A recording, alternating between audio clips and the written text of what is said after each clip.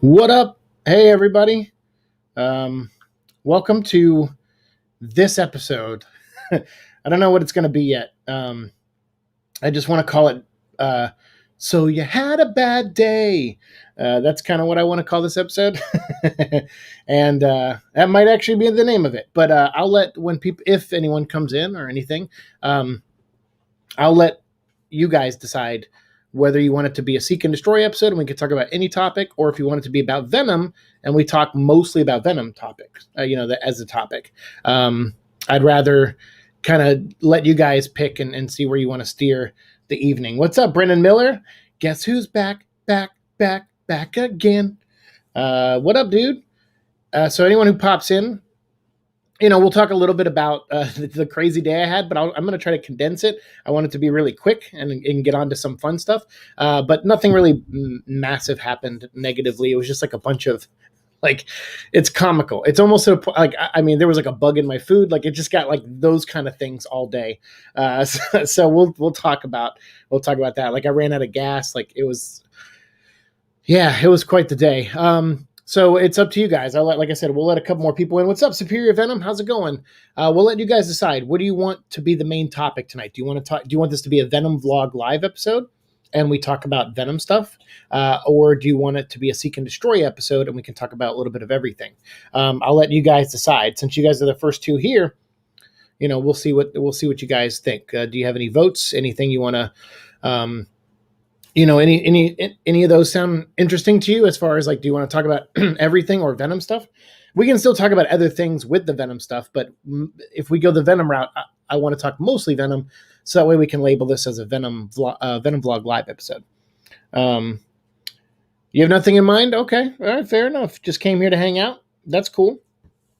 Because if the MILF of RE8, maybe? All right, we'll do a Seek and Destroy episode then. He just answered my question. And then Brendan came in and said Seek and Destroy. Okay, so I don't think I have an intro for Seek and Destroy. So let's see. I don't know where to start. Yeah, so that's about... I don't know where to start with my day. We'll talk about it real briefly, and while everyone else is coming in, but let's get the like, share, and subscribe thing up there. Cool. All right, cool.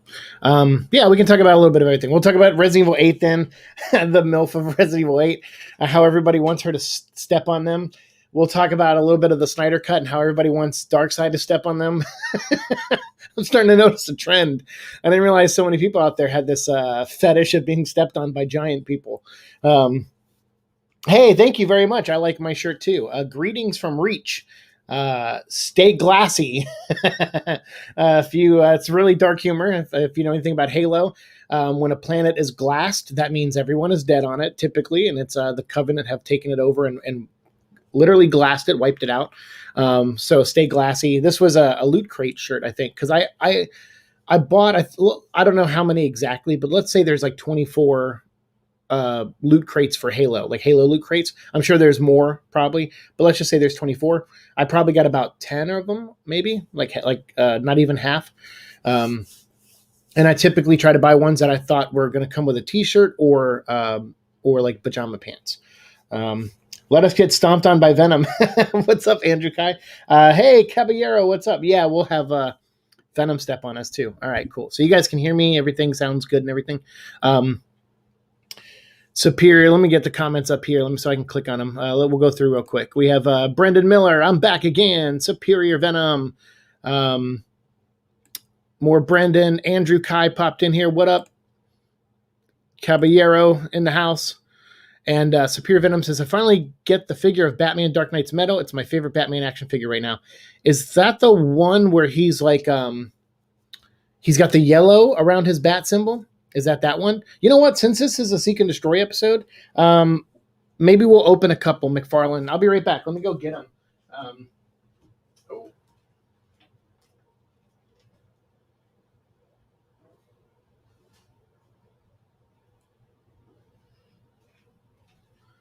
Hey, Echo. All right. I got a few McFarlane figures. Maybe we'll open them up and take a look at them later. I have Robin. This was a gift from my brother. So yes, we got Robin, Damian Wayne Robin. Maybe we'll open them. Maybe we won't. If not, I'll do them in a separate video. My brother also got me this, which is like some crazy death metal motorcycle that Batman goes on. Yeah, it's pretty gnarly. Yeah, my brother is really good at finding action figures that I've never seen these at any store. And my brother's always like, hey man, new McFarlane figures came out. Which ones do you need? But the other day, I actually found some that I did need, and I put them on my credit card. Well, two of them. I could only afford two. So I found the Bane series, the one where you come with the Build-A-Figure for Bane. But I'm going to save them out in the living room. And when I get all four of them, which I plan on doing because Bane is one of my favorite villains of Batman's, not my favorite, but one of my favorite. He's like in the top 5. I was like, I have to have these. Tom Hardy played Bane too, so I was like, yeah, I have to have these the Bane figure. So I bought 2 of the figures that I saw, and I'll take my chance. Well, I think my brother already found one of the ones I was missing, so I think I'm just missing one figure. But that's cool. Yeah, the Dark Knight's Metal figure. I think it's the one, right, with the yellow. The Merciless, that's a cool one. That's another Build-A-Figure, right? Like that's he's like the Goddy's heir of the Ares God of War, Wonder Woman Batman, right? I think Merciless is. Yeah, and he has 2 axes. That's right. Cool. Yep. I haven't seen that. Oh no, I did see that. I saw that in the store. He's the only one I see, like in that series, because I think there's like a. What else is in that series? Is there like a infected Superman or something? Like I've only seen that Batman over and over and over. Yeah, the Merciless though, he's cool.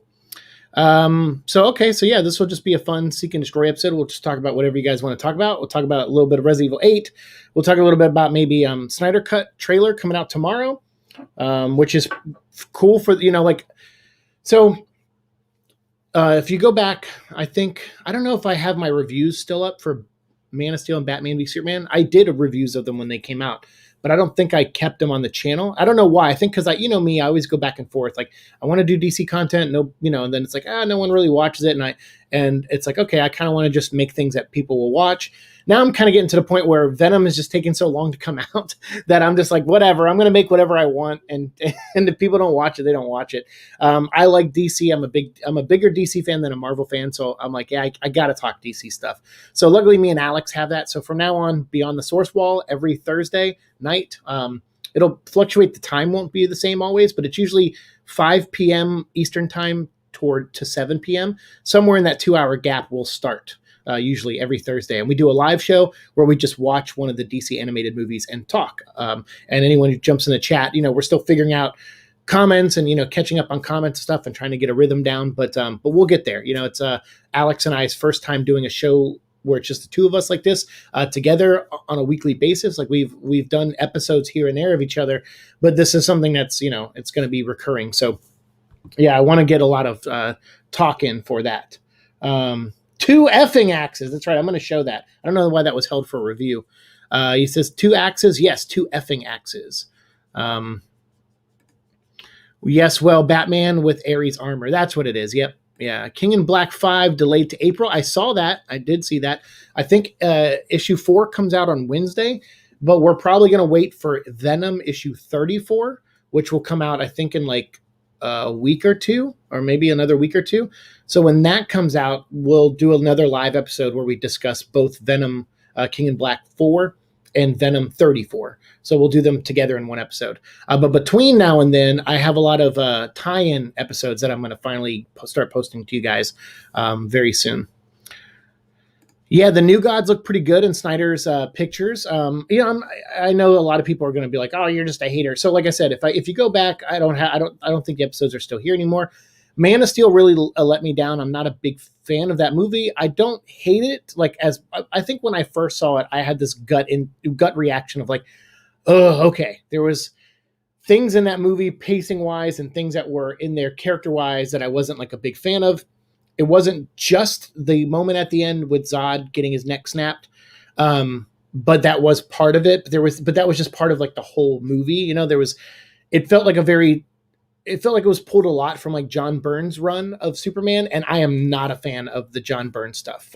Not really. Like there are moments in it, like anything, but overall, I was just kind of like, ugh. And then, and when he left the book, he kind of left Superman a murderer, who killed Zod and everything. And then these other writers had to come in and like, go like, okay, how do we deal with that? And then so they came up with a story where Superman went into space and he kind of went crazy. And then he came back to Earth and he became like, he had two personalities. And one of them was like a vigilante superhero named Gangbuster. That was one of his personalities. And then he was Superman, but he was like a strung out, like stressed out Superman. And then finally he got his shit together, and other writers came in, Dan Jurgens and Louise Simonson and everyone came in and kind of molded him and brought him to the point where his big moment of redemption was he dies fighting Doomsday. So if you go back and just read the death of Doomsday, you're like, oh, that's a very iconic Superman fighting, this villain and doing a very Superman thing, which is, sacrificing himself to save the day. It helps if you did read the John Byrne stuff for that moment to really pay off. So so when I saw Batman v Superman, I was kind of like, oh, okay, I kind of get now the John Byrne, like what exactly Snyder's doing. I'm not a fan of it, but I didn't hate it. I vehemently was against it in Man of Steel. Like I walked out of that movie very upset. But then over time I was like, okay, you know what? It's just these like 4 scenes that I have a problem with, but the rest of the movie is actually pretty good. And then same with Batman vs Superman. I was like, all right, these like 6 or 7 scenes I really like, but then I was just kind of like, and the rest. But I don't, I like him as a filmmaker because I like all of his other movies, like literally all of his other movies. So I was like, all right, I'm interested to see this cut because one, I just didn't think we ever would, which is great that are for the fans that willed it to happen. Like I always say, I'm like, the Snyder Cut fans are like Green Lanterns. Like they willed this thing into existence. It's like insane. I've never, ever seen fans actually resurrect something like this.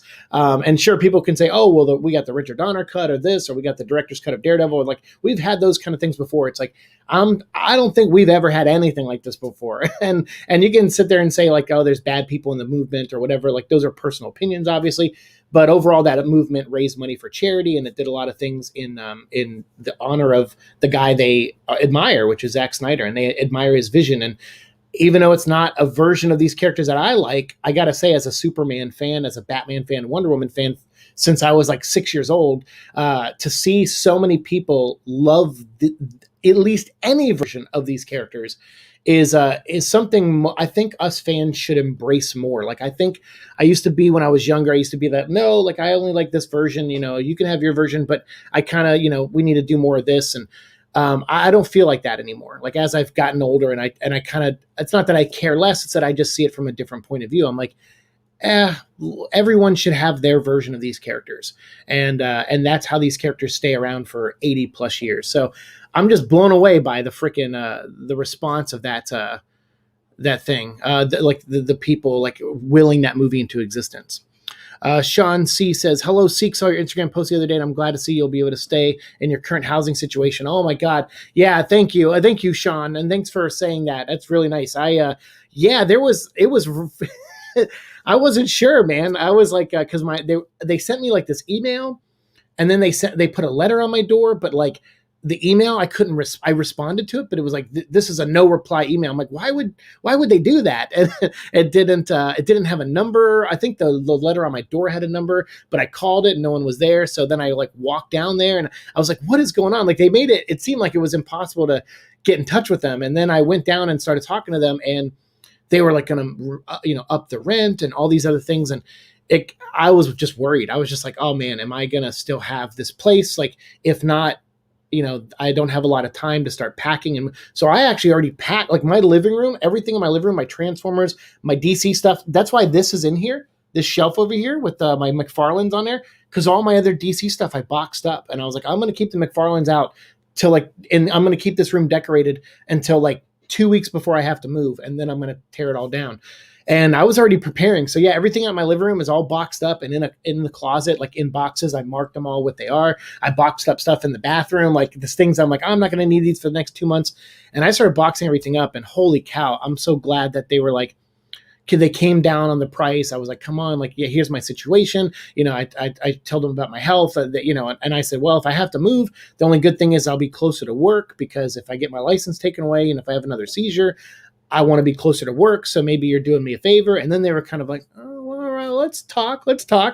And they were able to give me a pretty decent deal to stay here. So, I took it. I was like, you know what? I can't handle the stress of moving right now. The only catch was I had to sign a 15-month lease instead of a 12-month lease, but that's okay, because I think by this time probably next summer, it's going to be a case-by-case basis, and we'll see. Like, that's why I was hoping Venom would come out this summer, and we can kind of maybe finish the 616 universe symbiote conversations and talk about all the comic books, so that way we can have, a good end point. Like, we can jump off after the Downey Kate stuff and just have, like, 33 years of Venom comics talked about. We could have the first 2 movies talked about, all the cartoons and the video games talked about.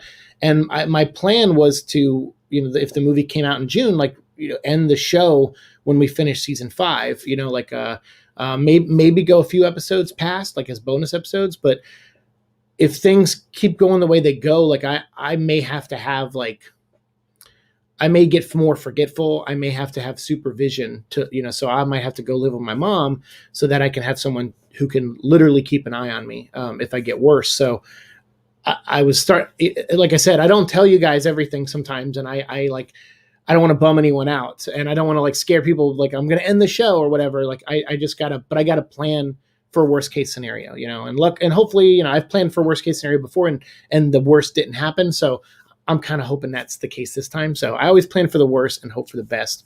And so far I've been kind of lucky in some regards. So I appreciate you saying that. And I will keep battling for sure, my friend, especially with support from you guys, man. It's been awesome. You guys whenever I post some mopey thing on Instagram, I try not to, I'll post something mopey, and then but I do laugh about it. Cause I'm just like, I'll tell you about my day here in a second, but I usually laugh about it. Cause I'm like, what are the odds? Like, what are the odds of all of these things happening in one day? It's ridiculous. It's really ridiculous. Talking about the Snyder cuts, I really want to see figures. Oh, toys. I would like to see some McFarlane toys. Yeah, absolutely. Let me wrap that up real quick. So yeah, I'm intrigued to see Snyder's version of this, because this sounds like it's something that's almost 100% his. It's his version, Zack Snyder's Justice League. So I feel like this is a really good way. If I'm going to be critical, this would be the good film to do it on, because he had other people. I mean, not that he made this movie all by himself. Obviously, it's a collaboration, but this is very much like he's taken ownership of it and being like, hey, this is for the fans, and this is like a specific version for a specific audience. And the other movies weren't really that. They were like a cross between what he wanted to make and what the studio wanted to make. And I feel like this time it's like, this is what he wanted to make, like full on. And I'm kind of glad I get to see something like that. So I'm curious. I am curious to see what he pumps out. So the Dark Side looked he didn't like blow my mind, but seeing Granny Goodness and Desaad blew my mind. so yeah, I'll watch it for sure when it comes out. Oh, cool. We talking DCU? Can't wait for Snyder Cut. Yeah, we're talking a little bit about everything. This is a Seek and Destroy episode, so we can. I know I get a stickler like that sometimes. I know maybe some of you guys don't like it. I apologize, but when I do like a Venom stream, I want to just kind of keep the topic on Venom. And then when we do like a DC stream, I like to talk about strictly DC if we can. But when I do a Seek and Destroy episode, it's kind of like an AMA almost, but it's like any topic we can talk about. So yeah, Andrew agrees. Nice, Andrew. Thank you. Have you given Man of Steel or BVS Ultimate Edition another shot since seeing them for the first time? Yes, I saw. So a friend of mine when I worked at Lego a couple years ago, named John. He was like, "Hey, do you want to borrow BVS Ultimate Edition?" And I said, "Well, okay, I guess." At first, I kind of resisted. I was like, not really." He's like, "I think it's worth a watch. I think you'll be intrigued by some of the ideas and the things that it fleshes out and stuff." And I go, "Okay." I'm like, "Well, all right, I'll give it a try." So before I watched it, I watched Man of Steel again. I still have the same reactions to some of the scenes, but they don't bother me as much as they used to bother me. I'm like, okay, just accept it. This is what he chose, whatever.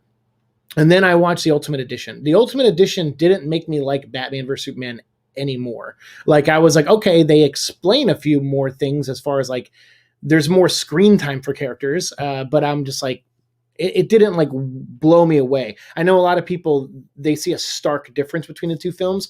There's a difference for sure. I'm not like blind to the differences. I just it just didn't make me go like, oh, it all makes sense now. Like, I just, because there's other things like the stuff that people argue over. I'm like, we don't have to argue over those, because those are like things fans look for or like and stuff, and it's like personal preference stuff.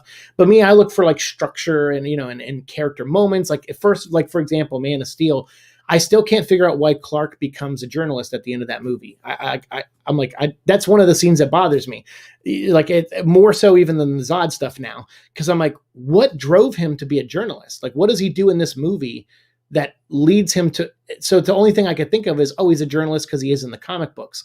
And it's like, well, okay, but that's not what's set up in this movie. Like, so I thought, but I don't know, maybe I'm interpreting the movie wrong. But I was telling my friend the other day, I was like, wouldn't it be neat if in the movie, maybe he started out like he tried to do something heroic and it failed, and so that's why he's like this guy who's just low key, works at an oil rig. Something happens, he saves people, and he gets out of there. Okay, I got to move on to the next place. And he goes to work at that diner, and then he gets into a tiff there, and he moves on to the next place. I'm like, if you explained all of that as him, like, and I guess they don't need to spell it out for you, but I guess he's kind of doing that, where he's kind of getting a glimpse of humanity, their good side and their bad side. People who are hard workers, but accidents happen. A young lady who's a hard worker, but then she has to deal with creepy men all day.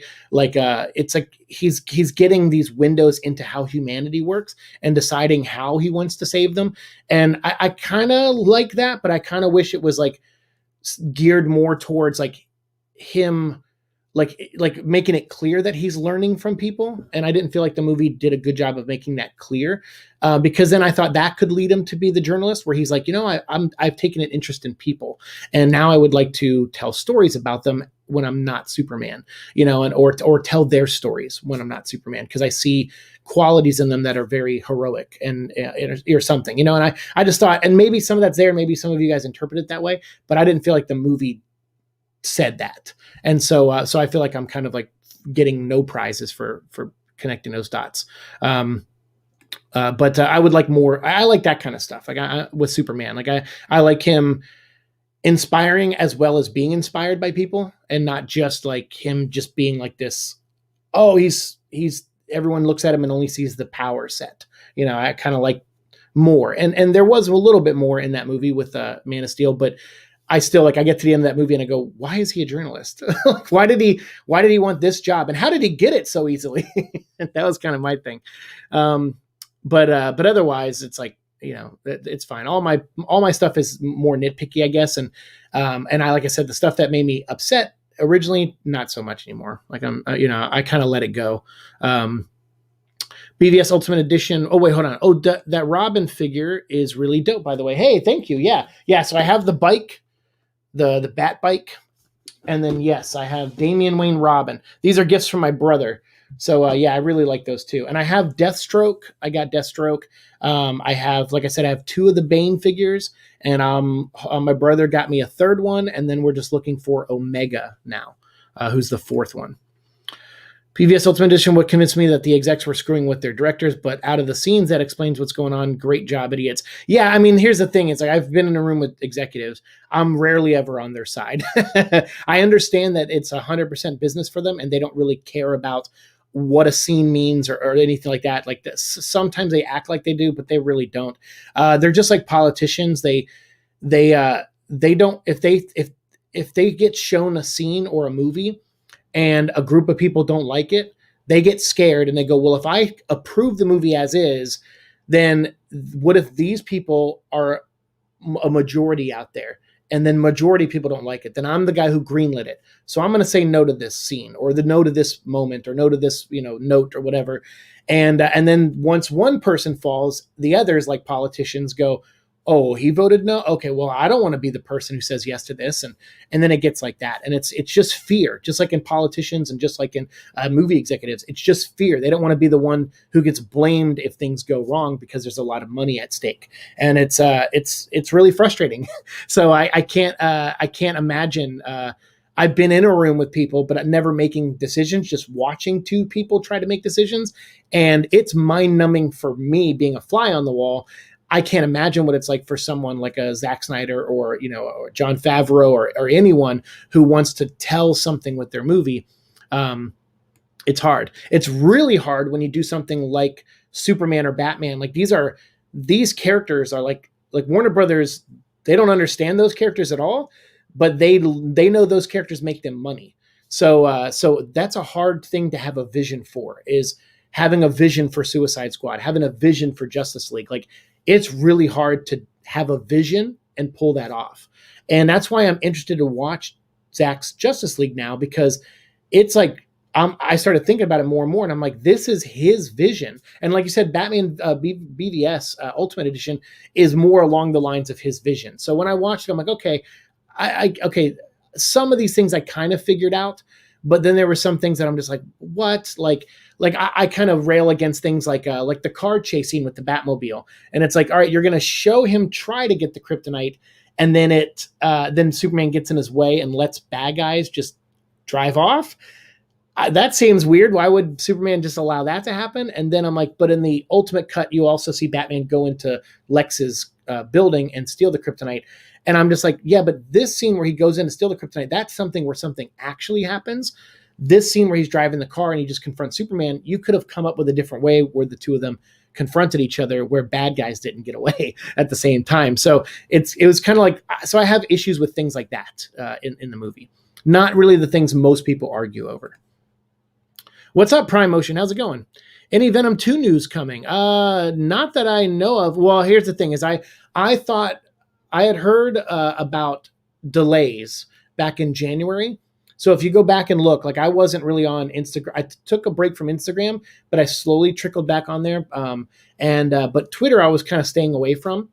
And then I got like a tip, I guess, that there was going to be delays announced. So I assumed that meant that Venom was going to get delayed, and Morbius, because Morbius was like 2 months away. It was in January, and it was supposed to come out next month in March. So I'm like, okay, Morbius is probably definitely getting delayed, but I guess I heard delays, plural, so I thought maybe Venom was. And then Morbius got announced, so I went back on Twitter. I'm like, all right, here's, kind of the reason why I came back to Twitter was to see when this news would drop. And when it did, I was like, okay, I shared it and was like, all right, this sucks. And then it got delayed again. But the Venom movie news delay never came, and I don't know if that was like a guaranteed thing. Maybe the person made a typo when they said delays, but I was expecting another announcement, and we still haven't gotten it like a month later. So I think Sony's still trying to wait it out and figure out what's going to happen. Disney seems like they're going to try to release Black Widow in May still in the in theaters only and not on digital, but they're still open to digital if theaters aren't opening back up.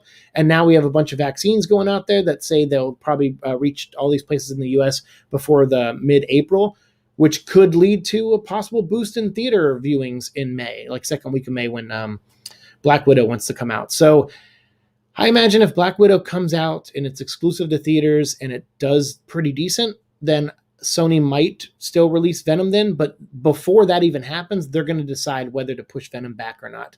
They have to, because it's not. I don't see them waiting till Black Widow and then go, okay, in 6 weeks our movie's coming out and here's a trailer. Like, I have a feeling we're going to get something soon. I see a lot of people guessing online, like, oh, I heard we're going to get a trailer this week because Reddit said it. It's like, you guys are. It's like, it makes me laugh now. We've been hearing about Venom trailers since last February, and they've all been wrong. But some kind of announcement, you can easily guess that. You don't need a source or anything. You could just say the movie comes out right now, planned for June. So you can 100% go, hey, sometime in March or April, maybe even the last week of February, we're going to find something out. You can say that with confidence on your YouTube channel. And then when it happens, people go, oh, he was right. But it's like, yeah, you gave a 10-week window, end of February all the way to the end of March. Anything could happen. Maybe we'll probably hear something. It's like, yeah, we probably will say, between, between end of February and end of April. It's like, that's like 10 weeks. That's a big window to, so when people throw guesses out there like that, and then later on they go, see, I was right. I told you maybe March or April. It's like, yeah, but because you cast a wide net, and they're like, see, I have sources. I know things in the industry. And it's like, you don't know shit. So I would say a good guess would be that probably sometime between end of February and end of April, we'll hear something. But again, that's just a guess. I don't know anything or anything for sure. So I just, hopefully it's not a delay. I hope we don't hear about a delay. And if they do a delay, hopefully it's only like 2 or 3 months, maybe.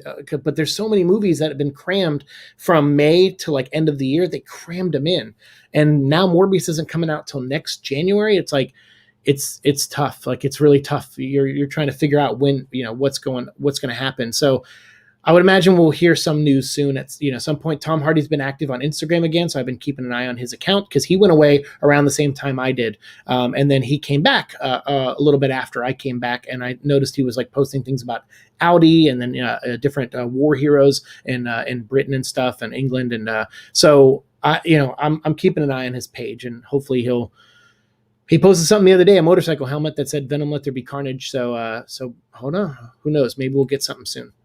But again, it's a guess. So if it happens, don't come back and go, you were right. It's just a guess. Planning is important, but always hope for the best. Exactly. Actually, hyped for I thought you said Sonic too. I am too. But Snyder Cut, it's not every day that we get a 4-hour rated R comic book film. It's true. I'm curious to see what in the movie makes it rated R. I'm not like upset by that. Like, I'm sure at one point in my life I would have been, but I'm curious to see what officially crosses the line into R. I think some heads get cut off, so maybe it's just violence. But I mean, the Justice League cartoon movies are rated R now. So I saw a bunch of people going, "I don't want a rated R Superman." I'm like, well, I'm sure at one point I would have said that too, but we've been getting them in the animated stuff like for 8 years now. So is it really like? And that's a cartoon that on the surface seems like it's geared towards kids. So. But yeah, I did like seeing Desaad and Granny Goodness. I wasn't expecting. I think I don't follow the movement in the news. I just watch Dave Film Junkie from time to time, and so I kind of get my Snyder Cut info from there. But I think I heard about Desaad, but I know nothing. When Granny Goodness was there, I was like, I perked up. I was like, is that Granny Goodness? I was so happy. The Wave of Darkfather looks really dope. Oh yes, the Wave of Darkfather. Oh, that's that's the new McFarlane figures, right? Where it's like Batman's dark side. Cool. Yeah, Granny's. I hope it's Ed Asner. I've taken 2 days off, March 18th and 19th. I can't go back to work after watching the Snyder Cut on the 18th. I need the time to process what I've watched. Is the 18th, what day of the week is that? Is that a Thursday? Let me check my phone. I think that's a Thursday.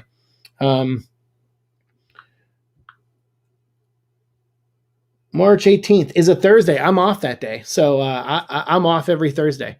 So I will definitely be, I think me and Alex are going to do a live stream and watch it live. I kind of want to watch it on my own before we do the live stream. I'll talk to Alex about it. I kind of want to watch it by myself first before we discuss it because I want to like really focus on this movie. Like I really do.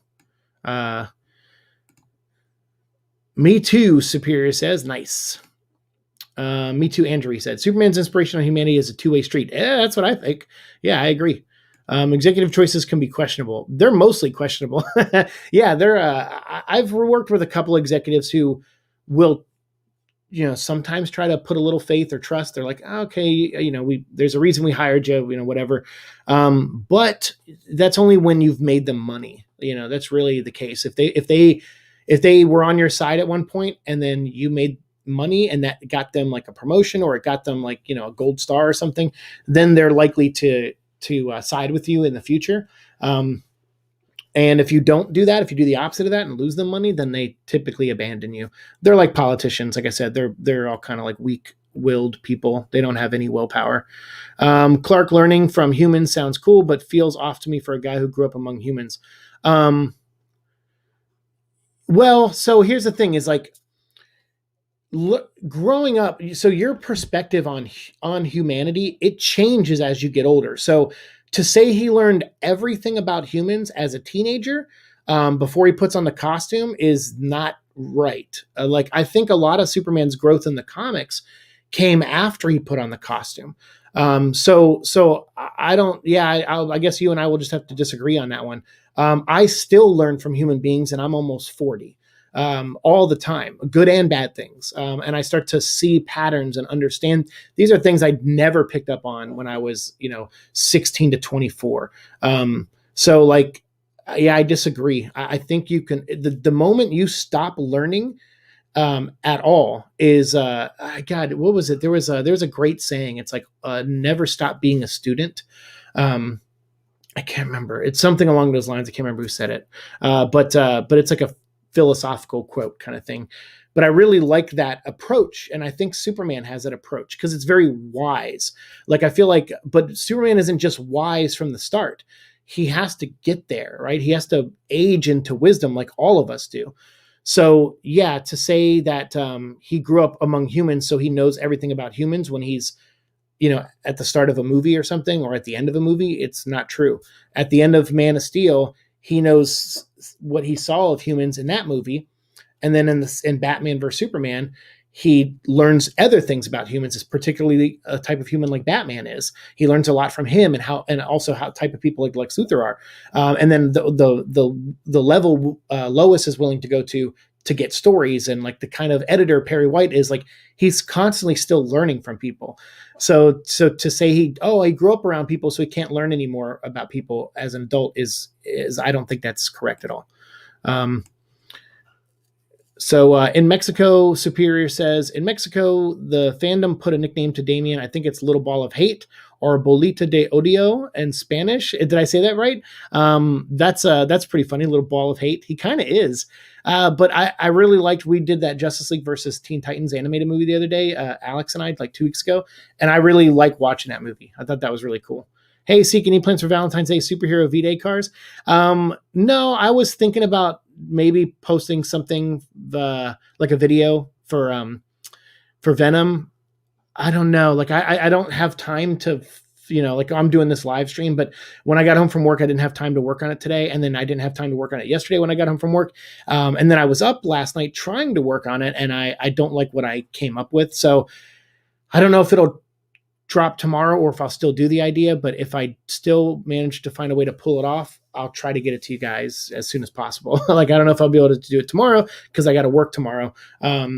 But we'll see. I'll try. I was not really V-Day cards, but I was thinking about doing, I don't know. I have a video concept that I'll do, but I don't know if it makes sense to tie it into Valentine's. That's why I was like, does this feel like a Valentine's Day thing, or is this something I can release at any time and it'll still be fine? And I think that's kind of what I struggled with it. So we'll see. We'll see what if I end up, I'm sure I'll still do the idea. I just don't know if you'll get it in the next day or two. I haven't played the Avengers game, so I don't have an opinion on it. I saw like 2 trailers for it, and I tried to get into the booth at E3 last year or 2 years ago, but I couldn't. I got into the Square Enix booth. The Final Fantasy people were really nice to me. They just saw me walking around filming, and they were like, "Hey, do you want to come in and like play the game?" I was like, "What? Play Final Fantasy 7?" They're like, "Yeah," and I go, "Okay, yes, please." But I walked around filming the booth, and the only people that invited me in every time was the Final Fantasy people. The Avengers people did not. they were like, "Go away, weirdo," and I was like, "Oh, okay." So I don't know. I never played the game or seen. I think I watched a little bit of. I think there's a guy called Rad Brad or something, and I think I watched like one of his videos, but I kind of got bored of him, so I turned it off because it sounds like he doesn't record his audio of him speaking when he's playing the game. It sounds like he edits a chunk out and then talks over it afterwards, and at least that's how it felt, because he wasn't like really commenting on really things that were happening on screen. So I kind of got a disconnect feeling, and I was kind of like, I don't want to watch this anymore. But it had nothing to do with the game. So when's Venom 5? What's up? TF fan page. How's it going? It'll come out the day after Beast Wars 3, the end of the trilogy. What's up, dude? How's it going? I am good. Thanks for popping in here, man. It's good to see you. I've been enjoying your stuff lately, and I know I got to get better at commenting. Normally when I watch stuff now, it's like, like if it's completely dead at work, sometimes I'll have like an episode playing of yours, or like my friend Dave the Film Junkie, and I have it on really low, and I'm just folding t-shirts, because I'll be like folding t-shirts for like an hour straight sometimes and no customers. So it's only on days like that I'll get like things, or like if I'm going like trying to get to sleep at night, I'll have it on and just playing, and I'm hoping, I'm like, please fall asleep, please fall asleep. And so I'm not commenting a lot, but I do always try to give a thumbs up if I can, though. But yeah, and I've been seeing some of your battles on Twitter with different things, and what, I don't know, I don't get it with people with comments. Like I get them sometimes too. Like right now, I have a video on this channel. It's a Venom vlog episode that has like 33,000 views. It's the most viewed Venom vlog episode out of all my. You could combine all the seasons and all 600 episodes we've done, combine them all except this episode. This episode has more views than all the other ones combined, and it's people telling me I'm stupid because it's like a video about the bootlace worm, and now people are starting to show up in my mentions. It's a video we made like 2 years ago, I think, or a year and a half ago. And now people are, I guess, learning more about the bootlace worm. And they're saying like the thing in the video that I made is not a bootlace worm. But yet when we made the video, that's what like when I did a little bit of research, all these websites that were covering it. And then like some of the like not Wikipedia, was like a National Geographic or something. I went to a site that like wrote about the bootlace worm. So I did some research. Like I put in like a solid, maybe like half hour to an hour of research, took a bunch of notes, and I just made a fun video going like, hey, this is memeing right now as like everyone thinks it's a symbiote, but it's just something called a bootlace worm. Now all these people are showing up going, first of all, you said it takes place that this footage is from this country, but it's actually from my country. And I'm like, oh, okay, I'm sorry. Like I guess no one knew where the footage came from. So some website said it, and I guess I misquoted them, so I apologize, And then someone's like, yeah, but that's not even a bootlace worm, and I'm like, okay, what now? It's not a bootlace worm? What's happening? And so I get these comments, and they're like, yeah, dude, you're dumb, you're this. Well, one guy was pretty respectful. He's like, hey, I could tell you try to do some research, but you just got some details wrong. And I'm like, cool, I appreciate it. And I was really nice to him. I'm like, hey, I appreciate the feedback. I go, but man, I made that video like so long ago. I don't remember what I said in the video. But yeah, Venom 2099, that would be great. I like Venom 2099. Don't know if you were into sports, but my favorite hockey team's goalie had a Venom mask last year, and this year he has a Carnage mask. Whoa, no way. Who's that? Oh, that's cool. I didn't know that. I used to play hockey when I was a kid. I don't remember any of it, obviously, but I used to play hockey when I was a kid. That's cool. What player is that? That's pretty neat. Snyder Cut might still be bad, but I admire that they let someone finish their original project rather than mess someone. Yeah, I'm just. So I have a friend that works at Warner Brothers, and he told me for like years, like he was like, "This doesn't exist," like like, or no one's ever going to see it. Like, there's nothing to show. And I was like, okay. And I only asked him about it once, so I was just like, okay. And I dropped it. I was like, all right. I see everyone fighting about it online, so I just thought I know. But I guess that was something they just told everyone to say, because then all these like Collider and all these other journalists and stuff and bloggers, like I guess they reached out to their sources, and all of them were told, hey, you're never going to see it, so don't even mention it, don't even talk about it on your shows. So then everyone started getting arrogant about it, and being like going on their episodes going, calm down, Snyder cultists, you're never going to get your movie. And they started branding everybody, and it made that fan base angrier, because they knew, like they somehow knew that this thing was real enough to finish. And so they put everything into it. I mean, like, look, they raised like what, $500,000 or something like that, or a couple $100,000 for suicide prevention and awareness. Like they put up these billboards at New York Comic Con and San Diego Comic Con. Like they've done things I've never seen any fandom do ever. Like all these people online that are like, make Spider-Man 4 or do this or bring Spectacular Spider-Man back. It's like they'll get like a trend, maybe kind of, but it's like a low end of the trending on Twitter. And they usually do it on slow days and stuff. But that Snyder Cut trend has like, every time they even change their hashtags even, and it's still trending at like number 1 and number 2. Like hell, the Joker, they showed Jared Leto as the Joker, which most of us agreed he was like one of the worst Jokers ever after Suicide Squad. I mean, I know there are fans out there, but a lot of people were like, he was so bad. And then they show a picture of him last week, and it goes trending, and everyone's like, "Oh my god, he looks crazy cool!" Like it was just really, it's insane. Like I said, every member of the Snyder Cut fandom should have a Green Lantern ring. If that was something they could do for those fans, like send them all a green, like even if it's just one of those like cheapy ones, but like that would have been something cool if Snyder was like, "Hey, here's a website. If you go and donate something to the, like a suicide prevention, we'll send you a Green Lantern ring based off of our design. If because there's a Green Lantern, I think in the movie, I think, like, I don't know if it's like an alien Green Lantern or what. But it has a ring, so someone had to do some kind of concept art for it. So that'd be cool to make like a cheap little plastic ring, and it's like, hey, if you donate like $10 to this organization, we'll send you a ring. Just put your address in. I think they willed that movie into existence. The fans did. So I've never seen any movement like that. So when I see people going, I want this and I want that, and we want this person to come back as Spider-Man and that person, and it's like, well, that's great. I guess they might get their wish, because a lot of rumors saying Toby and what's Andrew Garfield might be in the next Spider-Man movie. But I don't feel like those fans, they didn't earn it the way Snyder Cut fans did, I should say. So yeah, I don't know.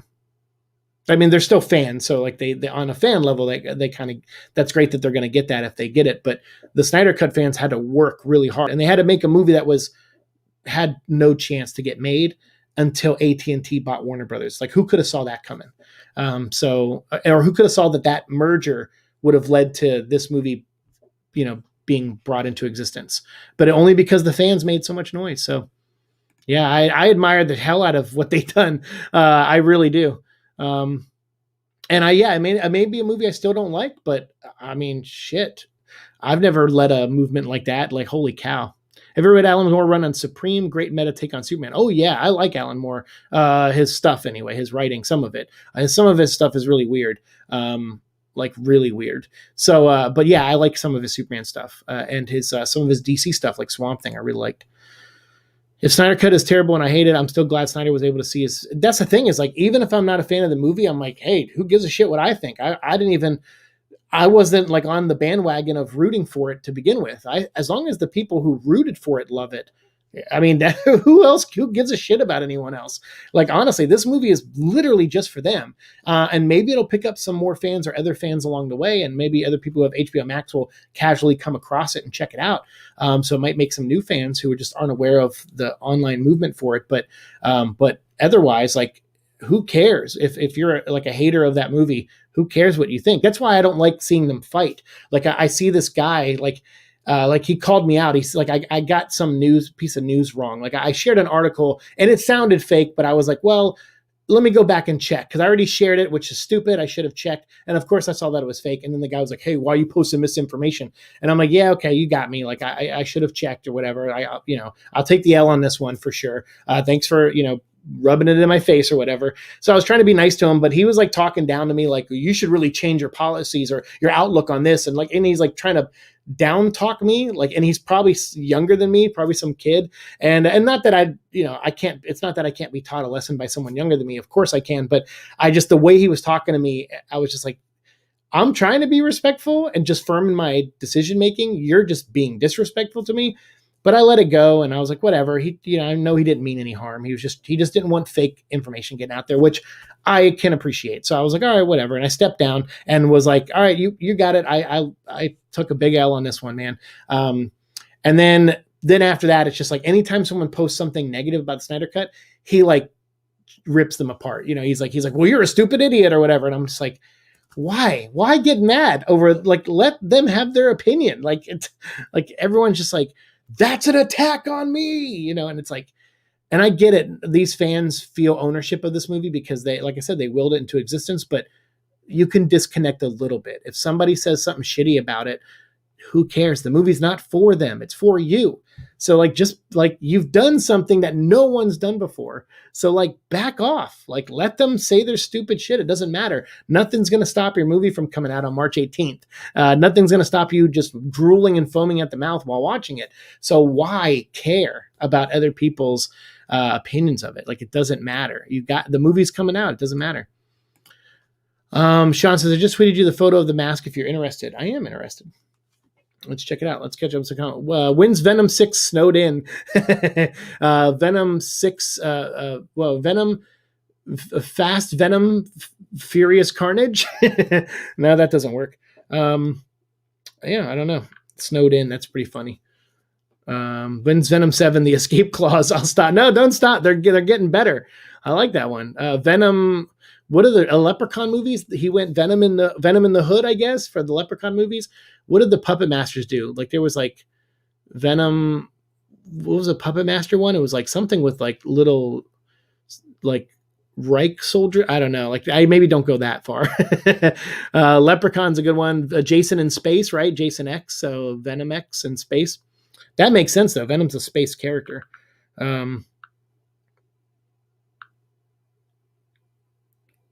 Oh, that's so cool, Sean. That is a great helmet. Whoa. He plays for the Flyers, the Philadelphia Flyers? No way. That used to be my favorite team when I was a kid.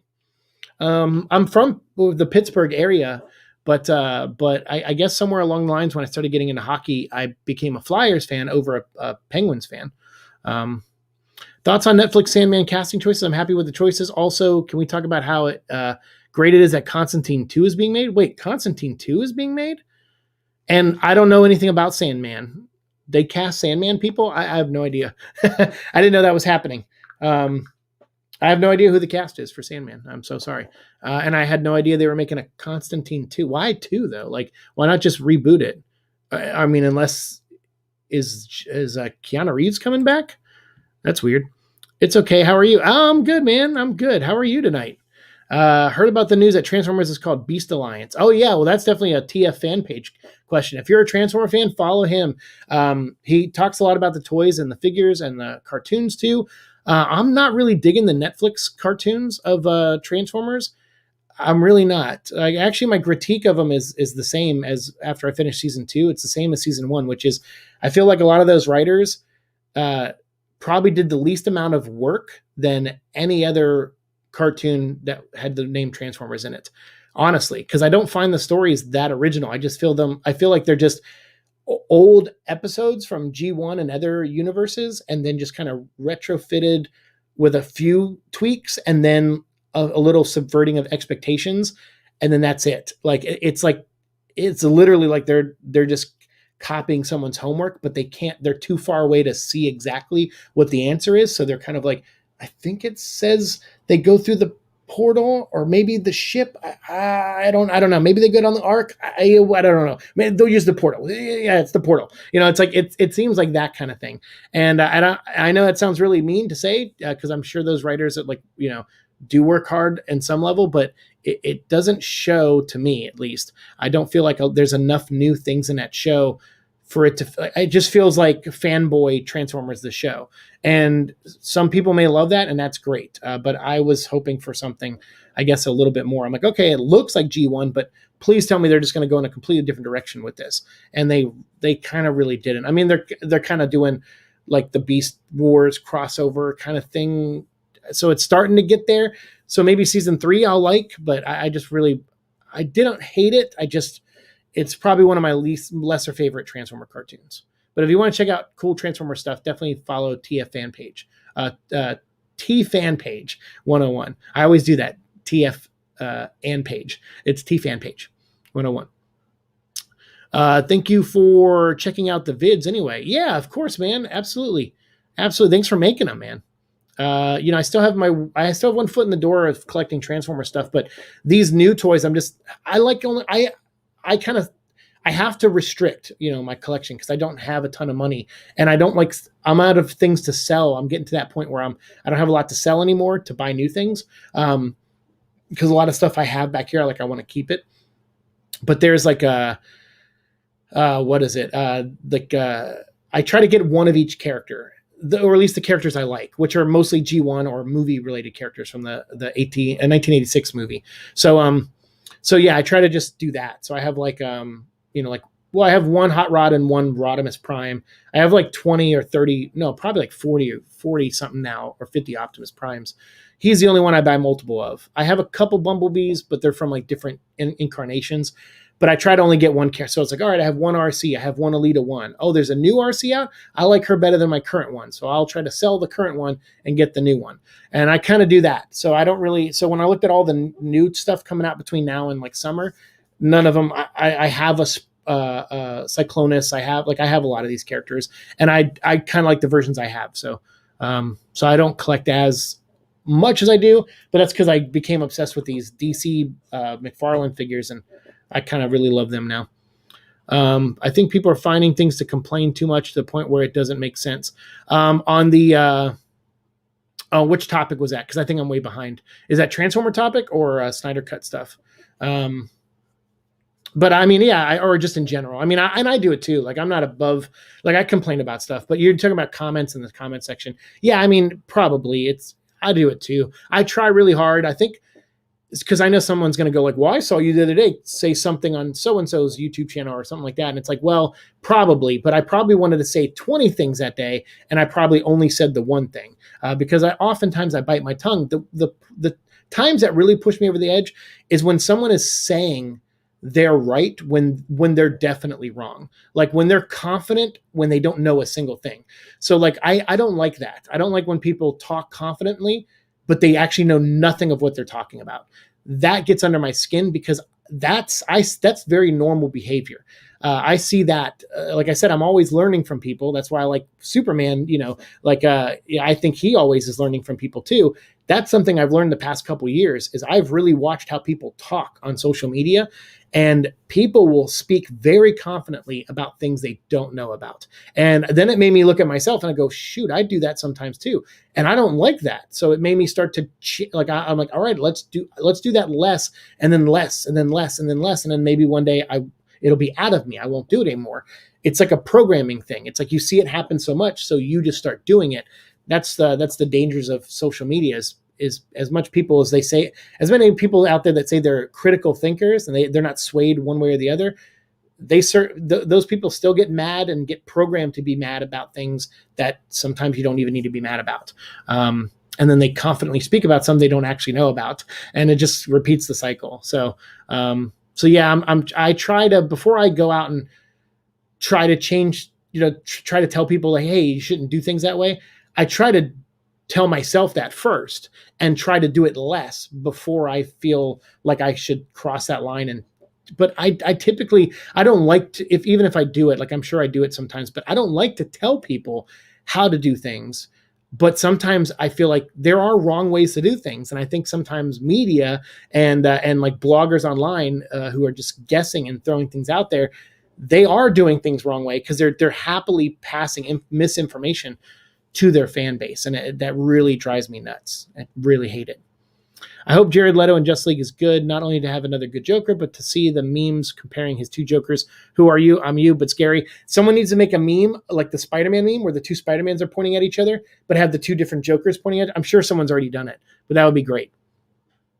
T-Fan Page says, I saw people say some messed up things regarding his daughter, and I won't get into it, but some people don't have any remorse. That's the thing is like, so they're like, so if you notice a lot of those accounts have like 10 followers and stuff, I don't like to demean people. Like I don't want to say like, oh, you have 10 followers, you're not a real person. Someone's running that account, most likely. So I don't want to like cut them down and say they're not human or anything. I don't think that's a solution either. But like that kind of behavior, it's a lot of times it's kids. Like I see YouTubers all the time, like they pat themselves on the back and they say, oh, I got so many subscribers, I'm hitting 1 million, blah, blah, blah, blah. If you have 1 million subscribers, I would guess that maybe 700 to 800,000 of them are kids under 18. Probably a lot of them under 16 or whatever. And they come on and they watch you say these opinions of yours recklessly. Sometimes people do, just recklessly about it. And it becomes normal to them because they watch you every day. So when I see people come out and say, oh, like so-and-so's not responsible for their audience or this and that, it's like, yeah, there's a certain level, like there's serial killers that, they watch the news and then they think the news told them to go kill people because the news told them the world was sick and they need to go like, cleanse it or whatever. Like you have people that happens to. Is the news to blame for that? No, the news is trying to get information out to you. So there is always going to be like a small percentage of people that get the wrong message from you, no matter what you say. In those cases, you can't help it. It's just those people looking for an excuse to do something bad in most cases. But in other cases, it's like there are people out there that just recklessly throw things out there and talk about things and go out there and like lead pitchforks and torches to witches that aren't real, and they lead these mobs around and stuff, and they do it haphazardly and without thought, and then they'll say like, hey, I'm not trying to get you to harass anyone or go after them, so please don't do that. But then in your video you'll go like, F that person, they're the worst, they're this, they're that, and it's like, sure, those can be your opinions, but words are powerful in some ways. So, and yeah, I've said a lot of stupid shit. You can't make 600 episodes of Venom and then do live streams and everything else and stream, talk, every week, make 4 or 5 videos a week and not say stupid stuff. I mean, like, that's a lot of exposure to one person. Like, if I made like 1 video a month, I probably, people will be like, oh, he brings up a lot of good points every episode. He's just bringing up a lot of good points.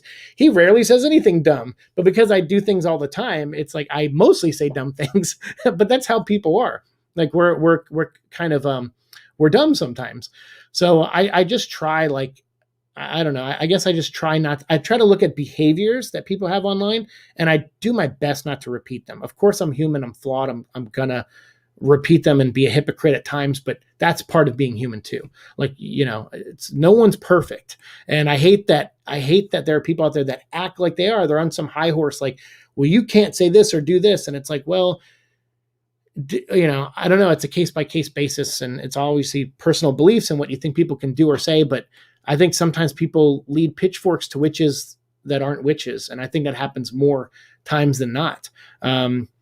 So I don't know. I don't like some behavior I see online, basically, is what I'm trying to say.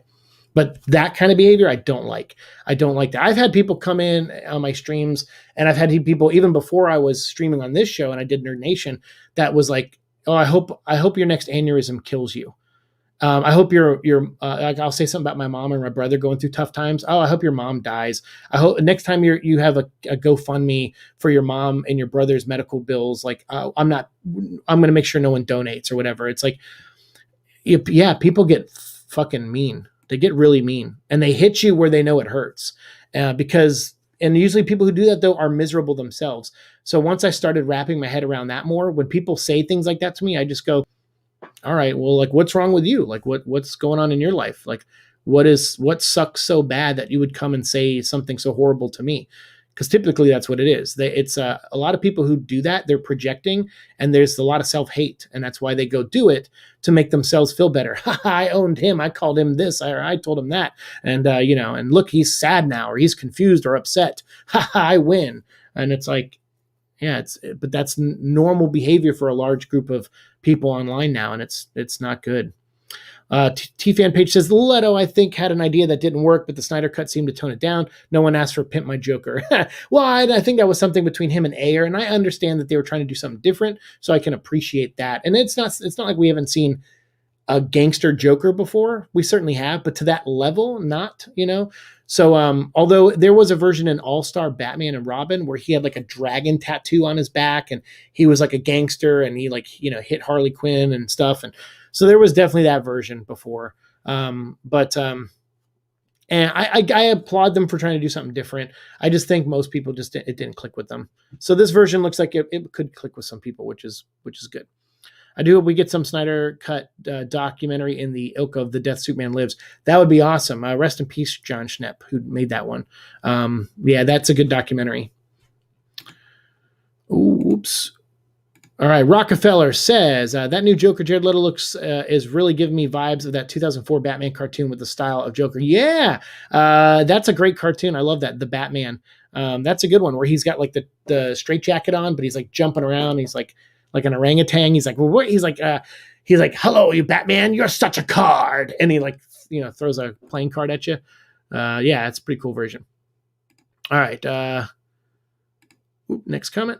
Harassing me is one thing because it doesn't bother me. I've been online for years. Don't know why people think I'm new, but I've had to block people for causing issues with other people. That's the big thing. It's like, I don't want anyone's enjoyment to be ruined. So we had something like, I've got to say, we got a pretty good track record on the show of me like having to like tell people in the comment section to like knock it off. Venom 8 Passion of the Christ. You got me with that one. Yeah, so like I think last week there was people arguing about vaccines and stuff, and I'm like, look, I don't care where you stand on that kind of stuff. I really don't. I want you to come here and enjoy the show, and if you're gonna get into arguments over something like that, cool off, walk away from your computer, and then come back and talk about Venom or Transformers or whatever the hell we're talking about. That's we're not here to do that. We're not here to air those kind of things out. I think what I've always wanted to do with this show is like by focusing on topics like Venom and Transformers and DC and stuff. By focusing on those topics and just say, hey, look, we're only talking about these in the comments. It's so people who do come from different backgrounds will converse about something, like I think that's the hardest thing is like because in my everyday life, like where I work, I see people from both sides, left, right, middle, libertarian, like whatever, vaccines, non-vaccines. Like I see people from everywhere, like masks, don't like masks, whatever. I can have a conversation with all of them because the central love we have is for something like Harley Davidson or something, or like whatever, comic books, movies, whatever. Like, so I'm like, I guess I just want, I want to have a space where people are just like, hey, I like talking about these things. And then if the Republican Democrat thing gets brought up, they can find that out later when they follow each other on Twitter, and they can decide if they want to keep being friends outside of the show, but hopefully that they'll always come and be respectful to each other here. But I mean, it's hard to control that. The bigger channels get, like when I had 500 subscribers, that was a little bit easier to manage. Now that we're nearing, 2,000 3,000 subscribers, it gets harder because now more kids start watching the show. So it's and a lot of times kids, they're not here to get like told how to behave. They just want to watch the show and say whatever comes out of their mouth because that's what the internet has taught them. But I like to just do the opposite. If I can. Venom and the Venomettes. There you go. Venom 9, The Undiscovered Country. No, what's that, Star Trek 6? That's hilarious. You made the right choice. Pick the Flyers. Yeah, I like the Flyers. Yep, Beast Alliance story is like a heist film taking place in the 90s. A heist film with animals? Transformers? What? Transformers Earthrise review. Things happen and people kind of cut to places. Yeah, that's a good description, actually. It's very concise. DF fan page, been subscribed to you since 2016. Hey, there you go. Prime Motion. Look at that. And he says, Venom 10, Venom plays with Bionicles. There you go. Was that you on Twitter the other day asking about Bionicles? I used to work at Lego. So like, I remember when they canceled Bionicles and then they brought them back and then they canceled them again for good. I was like, dang it. I want those back too. You're welcome. Thanks for the shout. He said, yeah, you guys, that's awesome. Yeah. I mean, because there was like I've been watching T-Fan Page and Ragin' Nation for a while. I think T-Fan Page. I think I came across your channel because I think I was following Alex on YouTube like around 2014 maybe or 2015. Whenever he started doing his Dark of the Moon videos, I think he was nearing the end of them. So I was going back and watching him and then leading back to it, and then I started getting into him more when he was doing the Age of Extinction videos. And I just liked his positivity. I liked his outlook on things. He and I liked his approach. He tried to only cover news from actual sources like Variety or Deadline or an actor's Instagram or Twitter account. And he rubbed off on me. After seeing him behave like that, I was like, that influenced me. I'm like, if I'm going to do a show, that's what I want to do. I don't want to talk about rumors or leaks unless it's like during a live stream where it's just like fun speculation. But if I'm going to produce a video and film it and edit it and post it, I want it to be as accurate as I can make it and get as most accurate information as I could.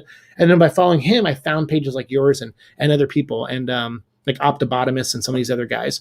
But I didn't stick around with like Optobotomus and some other people. And I pretty much just follow you and Alex now. And they're only two Transformer pages I follow. Everybody does TF fan page for some reason. I know, it's so crazy. I've been doing that for years with you. So yeah, I just see the TF because they're capital. And then for some reason, my brain adds another one. It adds a lowercase one afterwards. I bought Paleotrex the day after I saw it. Space robot that transformed a skeleton dinosaur. Straight up awesome. Yeah, I did see that one too, Paleotrex. Thoughts on WandaVision? I like it. I think we talked about it earlier in the show, but I'm going to do a review of it when it's done. But I really love that show. Like, I liked it from episode 1. I remember watching episode 1 and 2 and being like, this show is amazing. And people were like, I don't get it. What's going on? I mean, I get it, but like it's lame. But I loved it from those first 2 episodes. I was like, everything's so deliberate, like the way it's shot, the way it's acted, the tone in their voices, like the beats of comedy, the laugh track, like it's so like I Love Lucy. And the second one felt like so like bewitched, and I was just completely pulled in. And then 4 was great because you actually got to see, there's some spoilers coming, by the way. 4 was great because it opened where you actually got to see someone who was blipped away come back. That was really cool. I didn't expect to see that. And then you got to see what it's like outside the bubble and how Monica got there. I loved Jimmy Woo being there and Kat being there. A lot of these things were things I didn't know or didn't remember because I didn't really follow the making of the show that much. It's just if they posted a picture or a trailer, I'd maybe watch it, but I was like surface level stuff. So I didn't know it was going to go through the decades of TV shows and all this stuff. And then that big twist at the end of episode 5, and then what's happening in episode 6, like it's so in love. So when I can't wait. The next 3 episodes are going to be an hour long each, and I'm very, very excited. Straight up downtown, is it going to be you? T-Fan says, yeah, I've been just collecting the main and new characters more so. Nice. Okay. Just collected live action TF movie stuff because it was my childhood. Yeah. I saw a bunch of the 86 studio series ones the other day, but I'm like, I have a hot rod. I mean, that's the good thing about Hasbro is they recycle a lot of stuff. So that's why I'm like, I like the hot rod I have, and I like the Rodimus I have, which has a hot rod in them too. And I also have hot rod from the movie, the studio movie version where he's like a World War II truck. You okay, Echo? Hi. I don't know what he was doing. He was freaking out over there. But yeah, I like collecting those too. WandaVision is great. I love the Malcolm in the Middle era theme for the recent episode. Yeah, that's right. That was really good. I grew up with those shows. Yeah, that was really fun because they even did the freeze frame at the beginning where there was like Vision, Wanda, and Pietro as himself, and he's like the uncle. I thought that was cool. I love the recent episode because Billy, I'm a big Young Avengers fan, and Billy is wearing his Wiccan costume. I was like, all right, I like that a lot. Friend described what was happening in WandaVision to me. My immediate reaction was, oh, so Wanda's the villain? I think that's what you're meant to believe. And I'm sure on some, she's definitely responsible of some things in the show for sure. But I don't know. I don't know if she's like, I don't know. I guess what I think makes a villain, I don't know if Wanda's is doing that. I feel like grief led her to make a stupid mistake. And I think the mistake have yet to be revealed what exactly is going on. But yeah, she has a level of control, that's for sure. Probably more even so than the person who's behind this thought she could have. So she might have to still be something to have to stop in some way. But I think there's another element going on here. And I don't think her brother is her brother. That's one thing I was watching because I've watched each episode like twice now, looking for little things. And he's interrogating her. Like in the recent episode, Pietro is interrogating her. Every time he sits down with her, he's asking like probing questions. Like if you've ever been like, in front of a police officer or something, like they ask you probing questions. Lawyers ask you probing questions. And so she's getting those, and I'm like, he's trying to find something within her. So I'm very curious, see what that is. Yeah, T-Fan, I think one of the oldest videos I watched was the TF Toys Customs, like Voyager G1 Color Megatron. Nice. Look at that. Nice. Louis Legend, what's up? Is Sony going to have a streaming service? I'm sure they wish they had one now because I'm sure they would love to have some kind of backup for Venom and Morbius and all their other movies, Peter Rabbit and everything. But truthfully, I don't think so. I think Sony, they made a hard decision of not going that route right now. I don't know why, but they, after HBO Max said they were releasing all their movies of 2020, like a day and date, in theaters and on digital. Echo, you okay? Hey, you all right? What's going on? It's like sniffing his belly, and then he was like, I don't know, biting. He's got dry skin, but I put some medicine on him, so maybe he just doesn't like the medicine. Yeah, so after the HBO Max thing, there was a lot of directors that went to Sony, and they were like, you guys don't have a streaming service. Are you committed to releasing movies in the theaters? And they were like, absolutely. Like, we're going to push Morbius back. We're going to do all these things. So it seems like Sony, they got a bunch of directors that they probably never would have got to work with, like Christopher Nolan. Probably, I don't know if he knocked on their door, but him and some other directors weren't very happy with what Warner Brothers is doing, and it's not really their choice. It's like AT&T's making the decision, so they don't really like that. But Sony doesn't. They answer to Sony.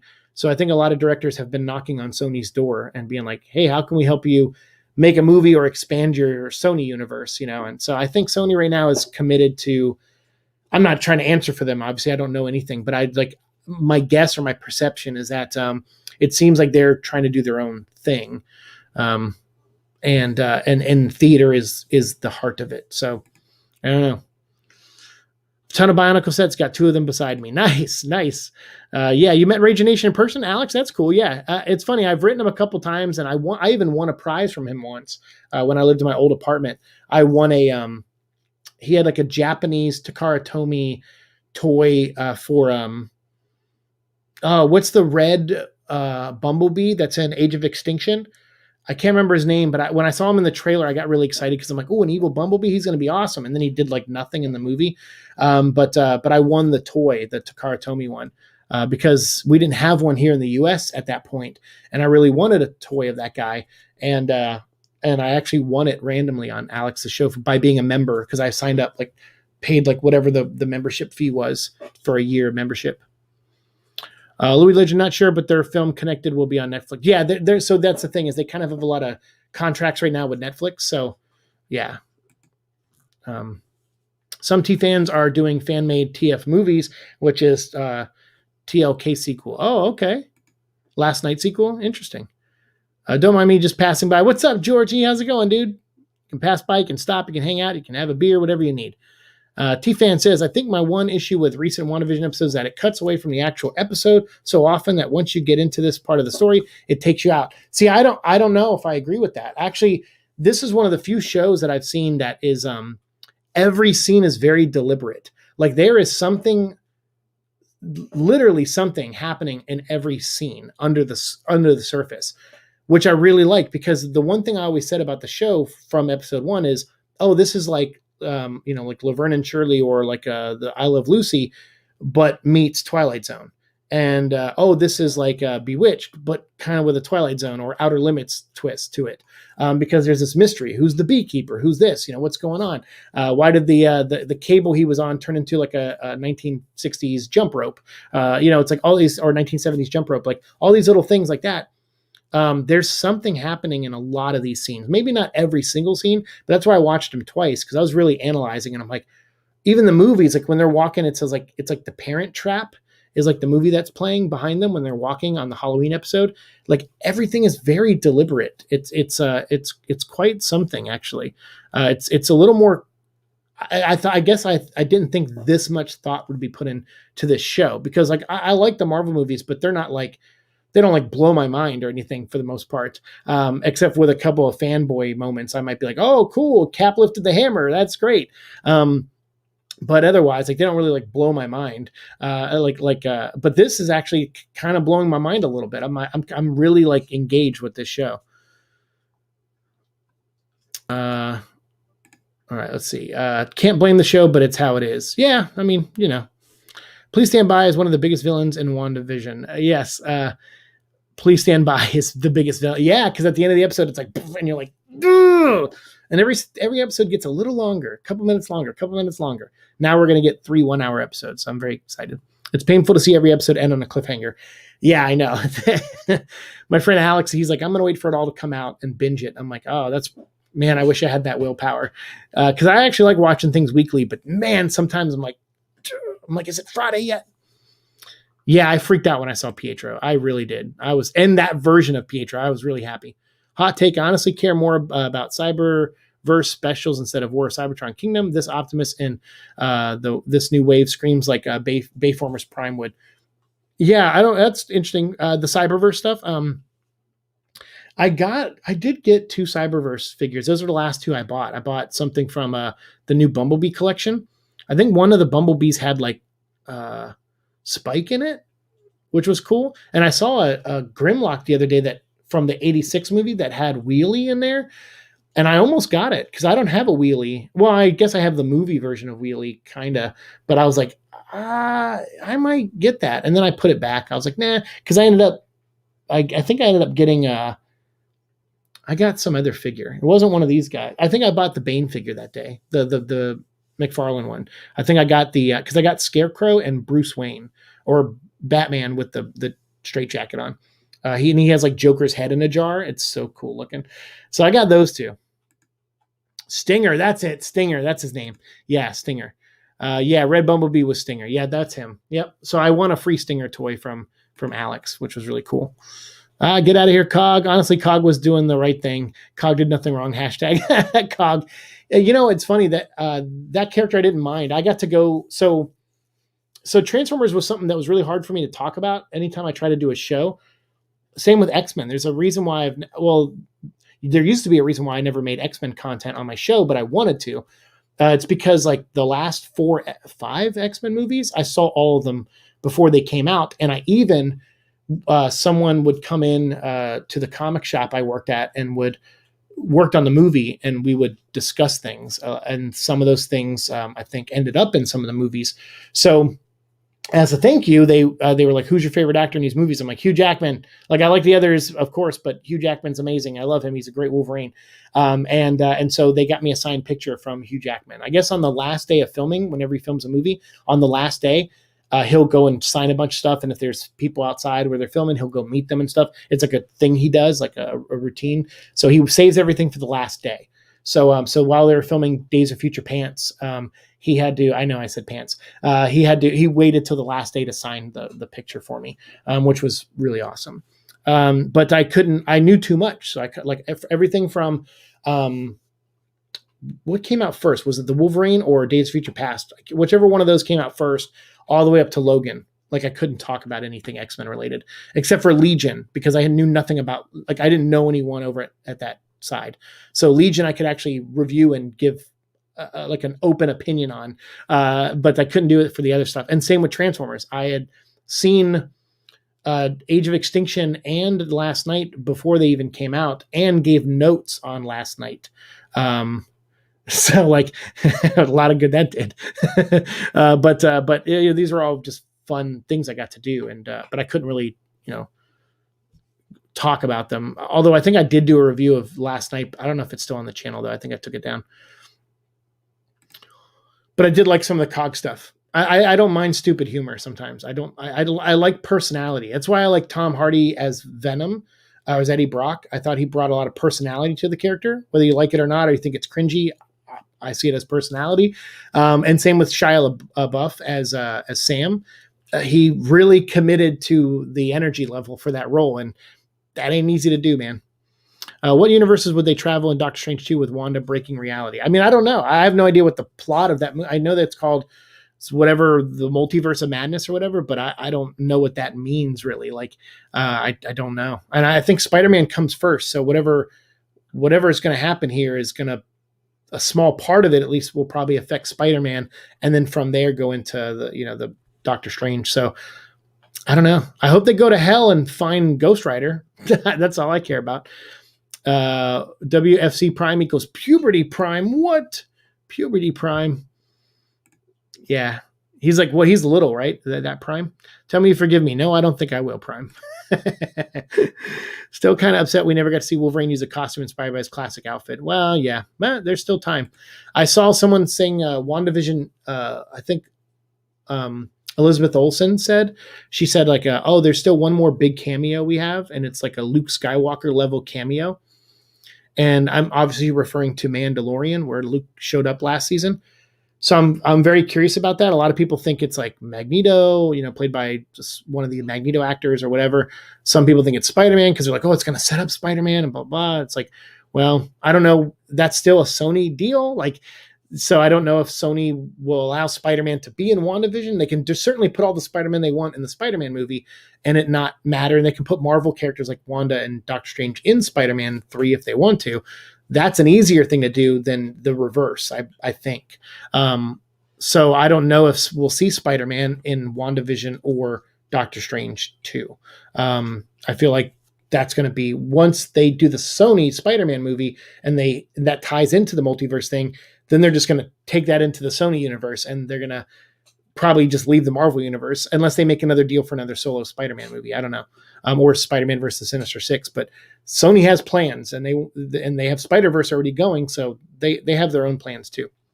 Days of Future Pants, that should be a new series on Disney Plus. It is. I host it and it's not actually on there.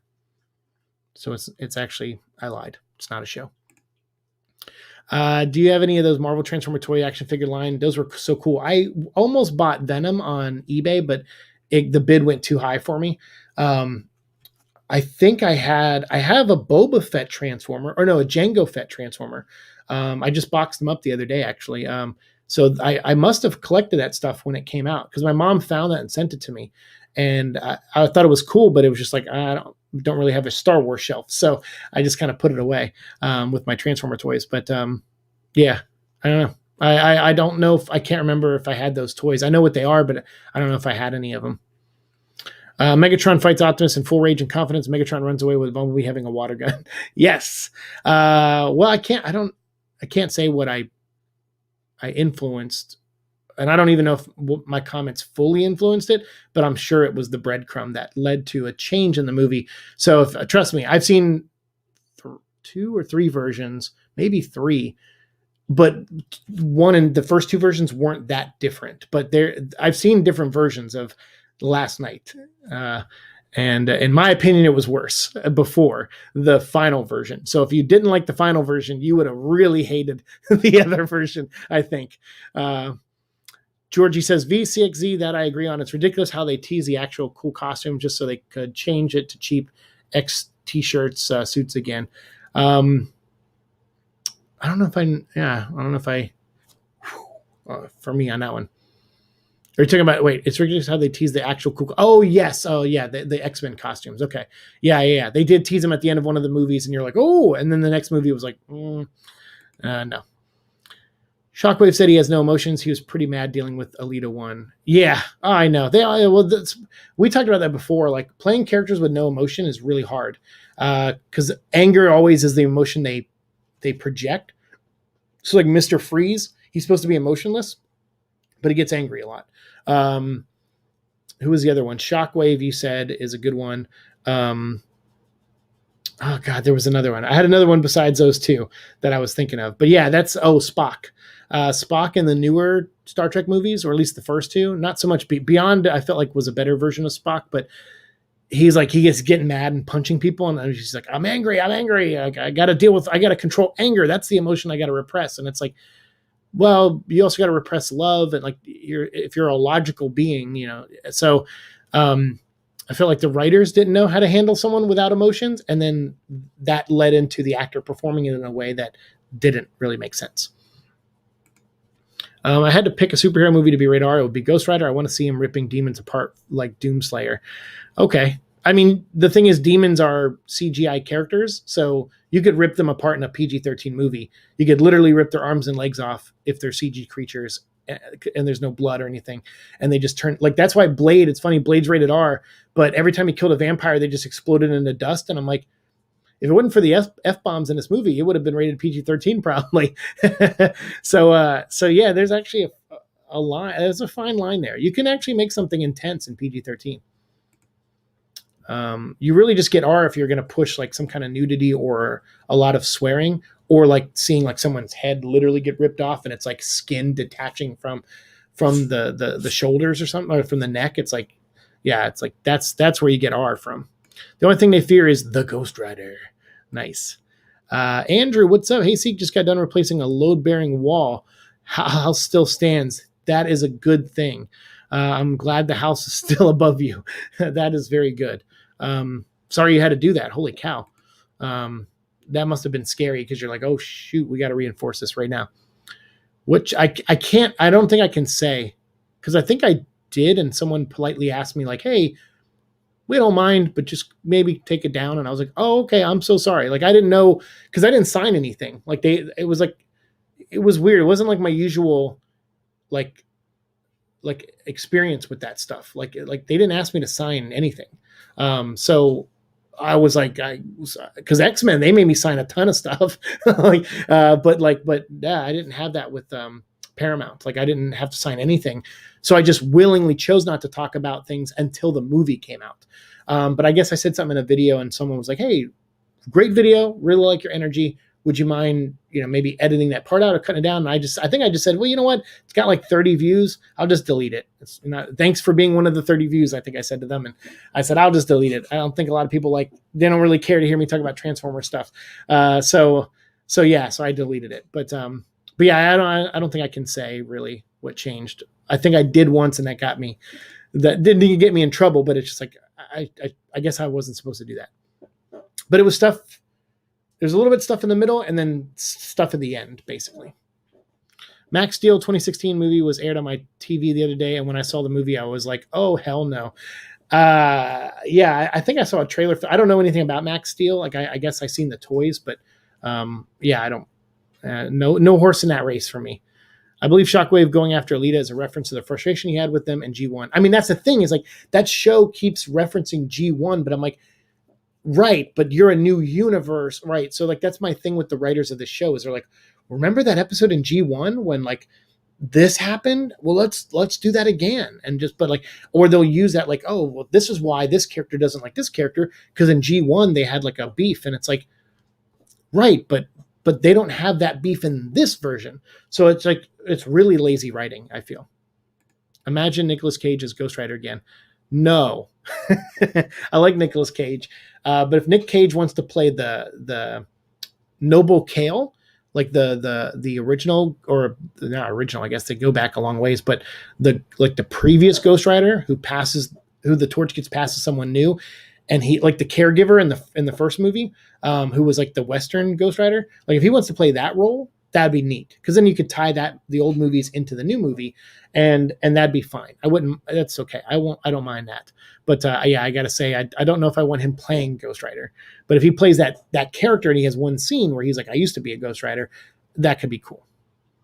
We need Danny Ketch. Like we've had, I think Alejandra and Danny Ketch are the two Ghost Riders we haven't had yet. So it's Danny's time. We need Danny. Regarding Emotionless and Vulcans, all Star Trek series, Voyager's Tuvok handled Vulcan philosophy really well. One of the few things from Voyager I absolutely loved about the character. Yeah, see, I'm not a big Star Trek person. Like, I don't know the lore that much, but I do remember Tuvok, that the guy who played him, because I think I met him at a convention, and because I was signing in Artist Alley, and I think he was not too far from me, and I was like, oh, cool, an actor from Star Trek, and he at that moment he didn't have anyone in line, so I was like, took a break and went over and talked to him for a little bit. This was a while ago, though. I think it might have been New York Comic Con, but anyway, so I know that character, and I watch Rich and Mike talk about on Red Letter Media. They do a lot of Star Trek reviews, so I know things through them. But yeah, I've heard that compliment from them too about Tuvok handling the emotions better. Yeah, it's a hard role to play sometimes, where you're like, I got to be emotionless, but it's like, okay, well then that's boring. I need to feel something sometimes, or else I'm just like just like a background prop, or a guy who presses buttons, and nobody wants to be that useless when they're in acting. So it's tough. It's a tough thing to pull off. But a lot of times people pull it off by using anger. Like that's their go-to. Like, all right, I'll just be angry in the scene. It's like, well, we all struggle with anger, so I guess it's an easy place to go. VCX says, well, to be fair to Vulcans, it's not that they don't have emotions, it's that they keep them under control. Well, that's the thing, is like, right. I'm not calling them emotionless. I'm just saying like their journey is that they are supposed to be logical, right? So yeah, they screw up from time to time. But what I was saying about the current movies, or the last movies they made with Spock, Anthony Quinto, like he went to anger a lot. And to me, I'm just like, well, yeah. Hey, don't do that. You okay? Come here. Come here. What's going on? Want to come say hi to everybody? Want to come say hi? Come here. He doesn't want to come up. So yeah, no. Then again, Gene had weird ideas on emotion versus logic. Gene Roddenberry. I mean, yeah, I get that their struggle is with controlling the emotion, but like I said, the one they seem to lose control of the most is anger. The actors. That's like a choice the actors make, I feel. Paramount asked to use my clips for a collab reaction teaser, but never used it. Oh, that's a bummer. That's a bummer. I do know that sometimes people who work at studios, they don't have a high opinion of YouTubers. So like, cause someone was telling me, they're like, oh, how come anyone at Sony, like if you had like a few people at Fox and a few people at Paramount that you did that kind of stuff for, how come Sony didn't? Well, I used to work at Sony, like actually back when the email hacks got out, like I was working there at that time. I think I even pitched a Spider-Man 4 script to Amy Pascal that me and two of my friends wrote. We gave it to her assistant, and we sent it up the food chain, sent it to her in an email, and all this stuff. Funny enough, some of those ideas ended up in Amazing Spider-Man, but and it was 5 years after we wrote the script that the Amazing Spider-Man came out.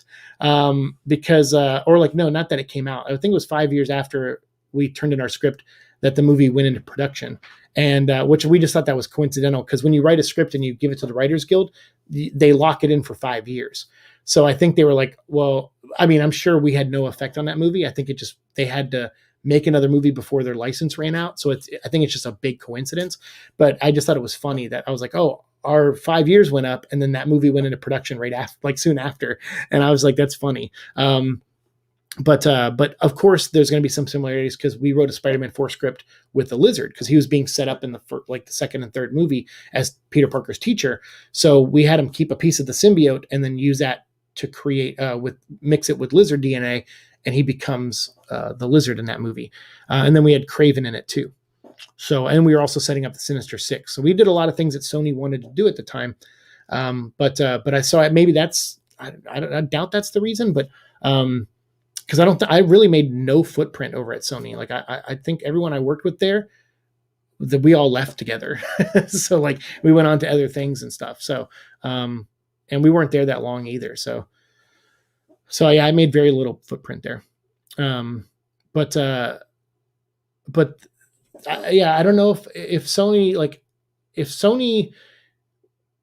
wanted to if anyone wanted to send me like Venom stuff, I'll happily take it. Like, cause to me, like my opinions are always going to be my opinions, and I'm a very positive guy. So if I get a cool Venom toy, I'm probably going to be excited about it. If I get a cool Venom poster or piece of artwork, or something, I'm going to be excited about it.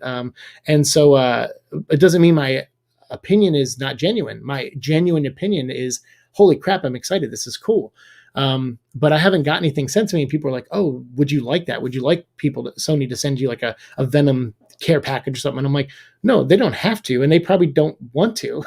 I don't think most people who work at these studios, like I said, I have a friend who used to have to deal with YouTubers, and he worked at like Warner Brothers, and he didn't like it. I mean, granted, that's one person, but still, from what I understand, not a lot of people like dealing with YouTubers, because YouTubers are kind of wild cards. Sometimes they go off on these things and they don't follow like any rules that like a Variety or a Deadline would kind of follow or know to follow. They kind of do their own thing. So, but that sucks that they reached out to collab and then didn't do it. But that happens all the time too. Like I wouldn't take that personally, because sometimes people will come up with ideas that work for these companies, and it's like, hey, I have an idea to involve some fans or involve some channels and everything like that, and that'll help us get to their fans who are like straight up Transformer fans.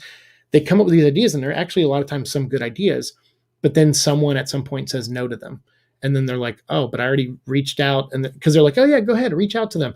And then they reach out to you, and then they're like all excited. They're like, all right, I got this guy, I got this person, this girl, whatever. And then someone comes in like 2 days later and goes, oh yeah, that thing you want to do? Yeah, we're not going to do that now. And they're just like, oh. And then they're just too embarrassed to write you back, and let you know. So they just go like, all right, I guess I'll just walk away now.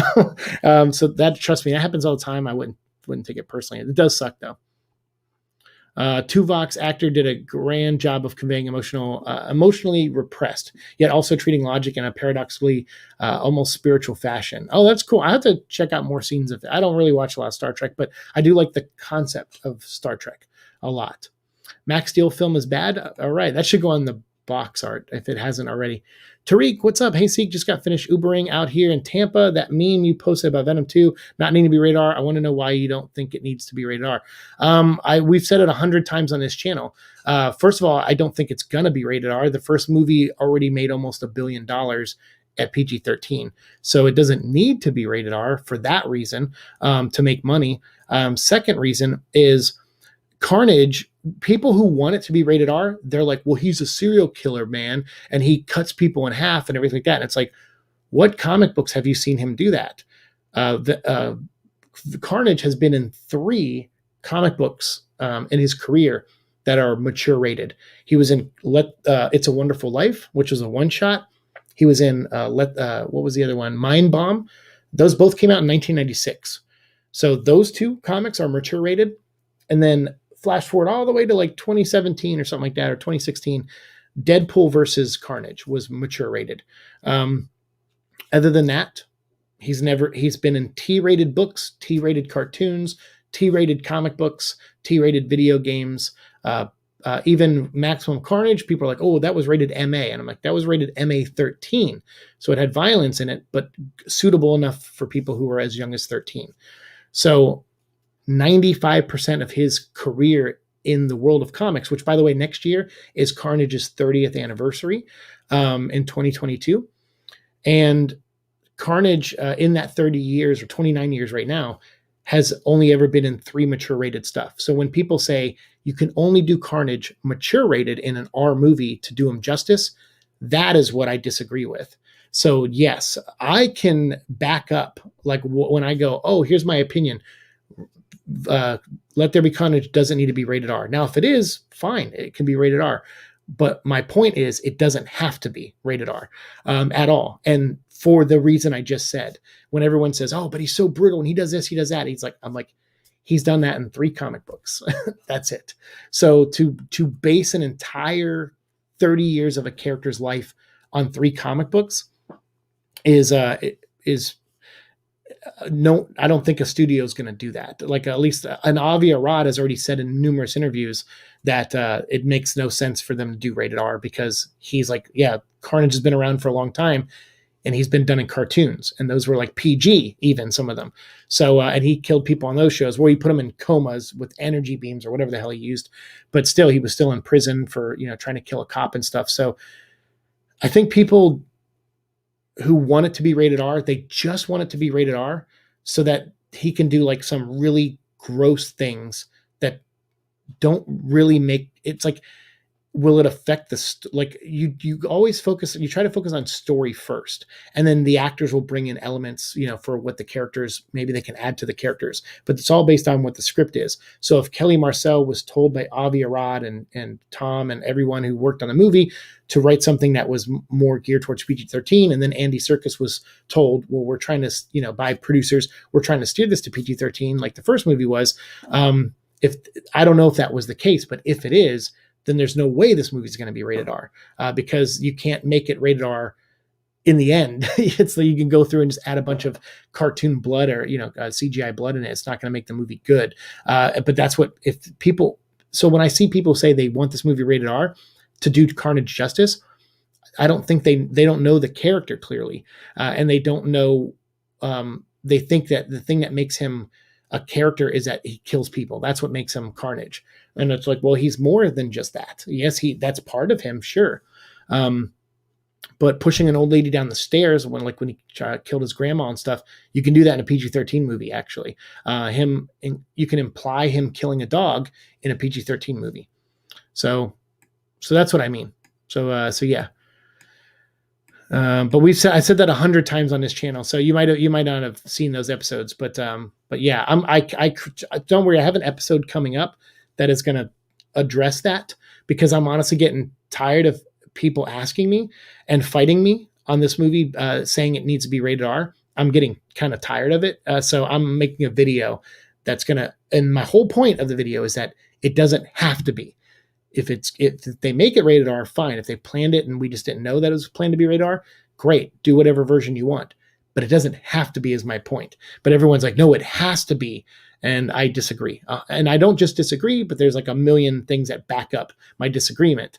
Whereas people who want it to be rated R, they just want it for the like to be like edgelords, like to push the edgy stuff. And it's like, yeah, it's like, well, that doesn't define the character, and that's not going to define the story. So it just comes down to what kind of story they tell. Transformers moved past G1. Please, G1 did not age well. I say that as Transformer fan. See, I really like G1, and if I go back, there's some really solid episodes, some really good writing in some of those episodes. But I do agree that they need to move on from it. If you're making the live action movies like Bumblebee, they kind of like redid some of their designs a little bit. It's like, okay, fine, whatever, you want to do those as nods, visual nods, that's fine. But to this new cartoon, I feel like is just like, it's kind of like let it go. It's like a bunch of writers who were like, hey, we get to do Transformers, and they're like, well, we're just going to do G1. We're going to do like our version of G1. And it's to me that just screams fanboys and a little bit of ego. And then also, like, I don't know, I guess if someone came to me and said, hey, you get to write a Venom comic, I'm sure I would do the most cliche story on some level because I'm a fan too. But if someone had that criticism of me, if they were like, hey, you just wrote a fanboy Venom story, I would probably just go, yeah, you're right, I did. But I wouldn't I wouldn't call my story Lethal Protector and then just rewrite Lethal Protector with a few changes. That's what I feel like this new cartoon does. And so I'm not a big fan. Yeah, bummer, and I agree. I love the first Nick Cage Ghost Rider, hated the second one. I would love Nick playing a prior Ghost Rider, either passing the torch or training Robbie, but staying into the... Yeah, that's fine. I would like that too. I should set up an application for Sony. There you go. I don't know. I don't know what's happening during COVID and like if they screen movies anymore. Like, I don't know. I have no idea what's going on over there. Very positive guy. Flashback to Venom Island episode. I get what you mean, but I do love that episode. Yeah, no, Venom Island. I mean, yeah, I'm positive, but being positive doesn't mean you're positive all the time. Like I try to be as upbeat as I can when it comes to stuff, but I'm always going to be honest too. Like if I think something is genuinely written badly, in my opinion, I'll say that like, hey, I think this is bad. But I always try to back it up, and I try to like focus on what I think makes it bad, and I try to give a reason. I notice a lot of reviewers don't do that. Like they just go like, oh yeah, I don't like this scene, or I don't like that scene, and they don't really explain why they don't like those scenes, or they give a very surface level explanation, and they don't try to understand the scene or the moment or whatever. And I feel like that's not me. Like I try to really understand things, but that's why I always open it to the comments, and I go, hey, if you disagree with me and stuff, or if you see it a different way, let me know, because that just helps me understand why people do like it. And so, yeah, but I don't see a lot of YouTubers do that. Hey, what's up, Ring Beast? How's it going? So, but yeah, no, I do get negative sometimes. Absolutely. So I'll always be honest. Like that's the thing is like I lose nothing by being honest. Like I'm sure someone would be like, oh, dude, some Sony exec totally would have sent you a cool Venom care package, but you were negative on something. I'd be like, well, okay, then I don't get the care package. Like, and I didn't know about it or whatever. So it's like to me, I'm not here to do things to get free stuff from studios. I'm not here to be loved by Sony. I'm not here to be loved by anybody. I just want to hang out with other Venom fans. And do, like I said, when I set out to do this, I was inspired by Rage Nation and like how he approaches things with movie news. But then the comic book stuff, I wanted to do something that was a cross between Red Letter Media. I'm not nearly as talented as those guys, and I don't have funny, co-hosts, to go through all these comics with me on. But I try to do my best on offering discussion videos on these comics. And tie that into Red Letter Media's approach to reviews. Instead of doing reviews, they do discussions. And then also what Twin Perfect did with their Silent Hill series. Twin Perfect is this YouTube channel that I don't really agree with a lot of their stuff outside the Silent Hill things. And even some of their Silent Hill critique or things I don't really agree with, but they back them up. And they actually go through and tell you why they think things don't work and why things do work. And they do a really good job. Like more effort is put into those videos than anything. And they go through the entire series of Silent Hill and break down each game and some of the comics and some of the digital games and the mobile games, or not the mobile ones, but the PSP ones and stuff. And they do a really good job. So I wanted to take that concept and then Red Letter Media and then do the entire history of Venom in comic books. And that's what I aim to do on the show. So yeah, I try to. That's my goal anyway. But that does mean when you do 600 episodes, you can't be Mr. like happy 600 episodes in a row. You'll just be a crazy person. Like you have to, you have to be honest about how you really feel about stuff. As I said before, Carnage can be absolutely terrifying and ruthless and horrific, all within PG-13 rate. You can. That's the thing, is you can push that envelope. Absolutely. Wolverine ran through a whole school and killed a bunch of guards in X-Men 2 while screaming and like stabbing him through the chest and all that stuff and slicing like this. Even in was it Apocalypse? He ran through that whole hallway at Weapon X and he's cutting people apart and you see like blood splattering the walls and stuff. Sure, you can make that more brutal, like they did in Logan, where they actually show the arm falling off and stuff like that and blood shooting out. And you can make it a little bit more brutal, but that doesn't really add to the story all the time. It added to the world that they were setting up for Logan for sure, because they wanted to separate it from the other X-Men movies and literally let Wolverine cut loose. That was their goal. But if their goal for this isn't to have Carnage cut loose like the way Logan did in Logan, then it's not going to happen, So that's the thing. But yeah, you can totally do. Of course, you can do Carnage in PG-13 because, like I said, 95% of the Carnage stories you've ingested have been PG-13 or under. So to even argue that is pointless. That point cannot be argued.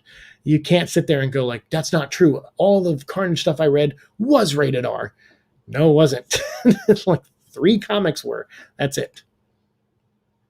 Venom first appears in 1989. The Carnage first appeared in 1994. Wait, Carnage was 1994 or 1992?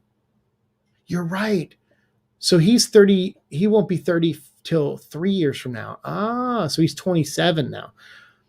Gotcha. Thanks for the correction. I thought he was 92, but you're right. I think he was 94.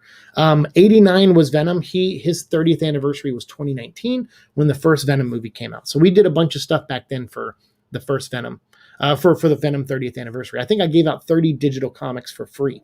Okay, so Carnage is 27. Yeah, because I think he was 5 years after Venom. You're right. I think you're right.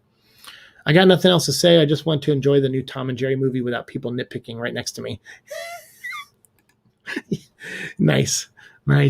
See, I love G1 as a lot of things that are positive. However, G1 is not a sacred cow. It had flaws and it could have been done better. Oh, yeah, for sure. I mean, absolutely could have been done better. I go back and I watch some of those episodes, and some of them I'm like, oh, these are really good episodes. And then some I watch and I go, oh, my God. Same with G.I. Joe. There's a lot of bad episodes in G.I. Joe. But, so it's good not to look at the past with, like you said, rose-colored glasses on or thinking of it as a sacred cow or anything like that. But also redoing it, I think, is really lazy. So I like G1 too, but I liked Beast Wars when it came out. I liked Beast Machines. I liked Prime. I liked Animated. I liked the Bumblebee, the one where he was the leader after Prime. I like that show pretty good. I haven't seen Rescue Bots or anything, but I like a lot of versions of Transformers. I liked parts of Headmasters. What is Anti-Venom's first appearance? It was a Spider-Man issue called Six Ways to Die. New Ways to Die. I think it was called New Ways to Die. It was part of the Brand New Day storyline. G whiners complain about TF Prime and will complain again. Why can't they accept it? G whiners can be annoying at times. I mean, hey, whatever. It's like, I don't care. Like if someone's like, oh, I hate Prime, I'm like, all right. I mean, what are the stakes? Like, what are the stakes? If someone tells me like, hey, Seek, I don't like Venom, I'm like, oh, okay, cool. I mean, like, what am I supposed to be like?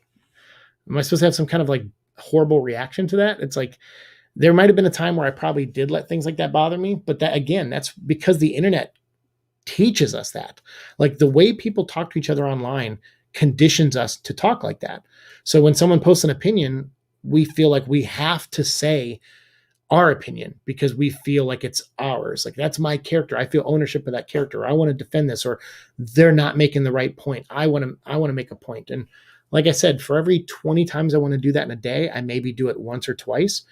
that's progress for me. So people can still say, oh, you're a hypocrite, I saw you do that last week, whatever. It's like, yeah, I'm sure I'll continue to do it, but I do it a fuck ton less than I used to. So so that's the thing, is like doing it less, like not letting people's words have that much power over you, or their opinions.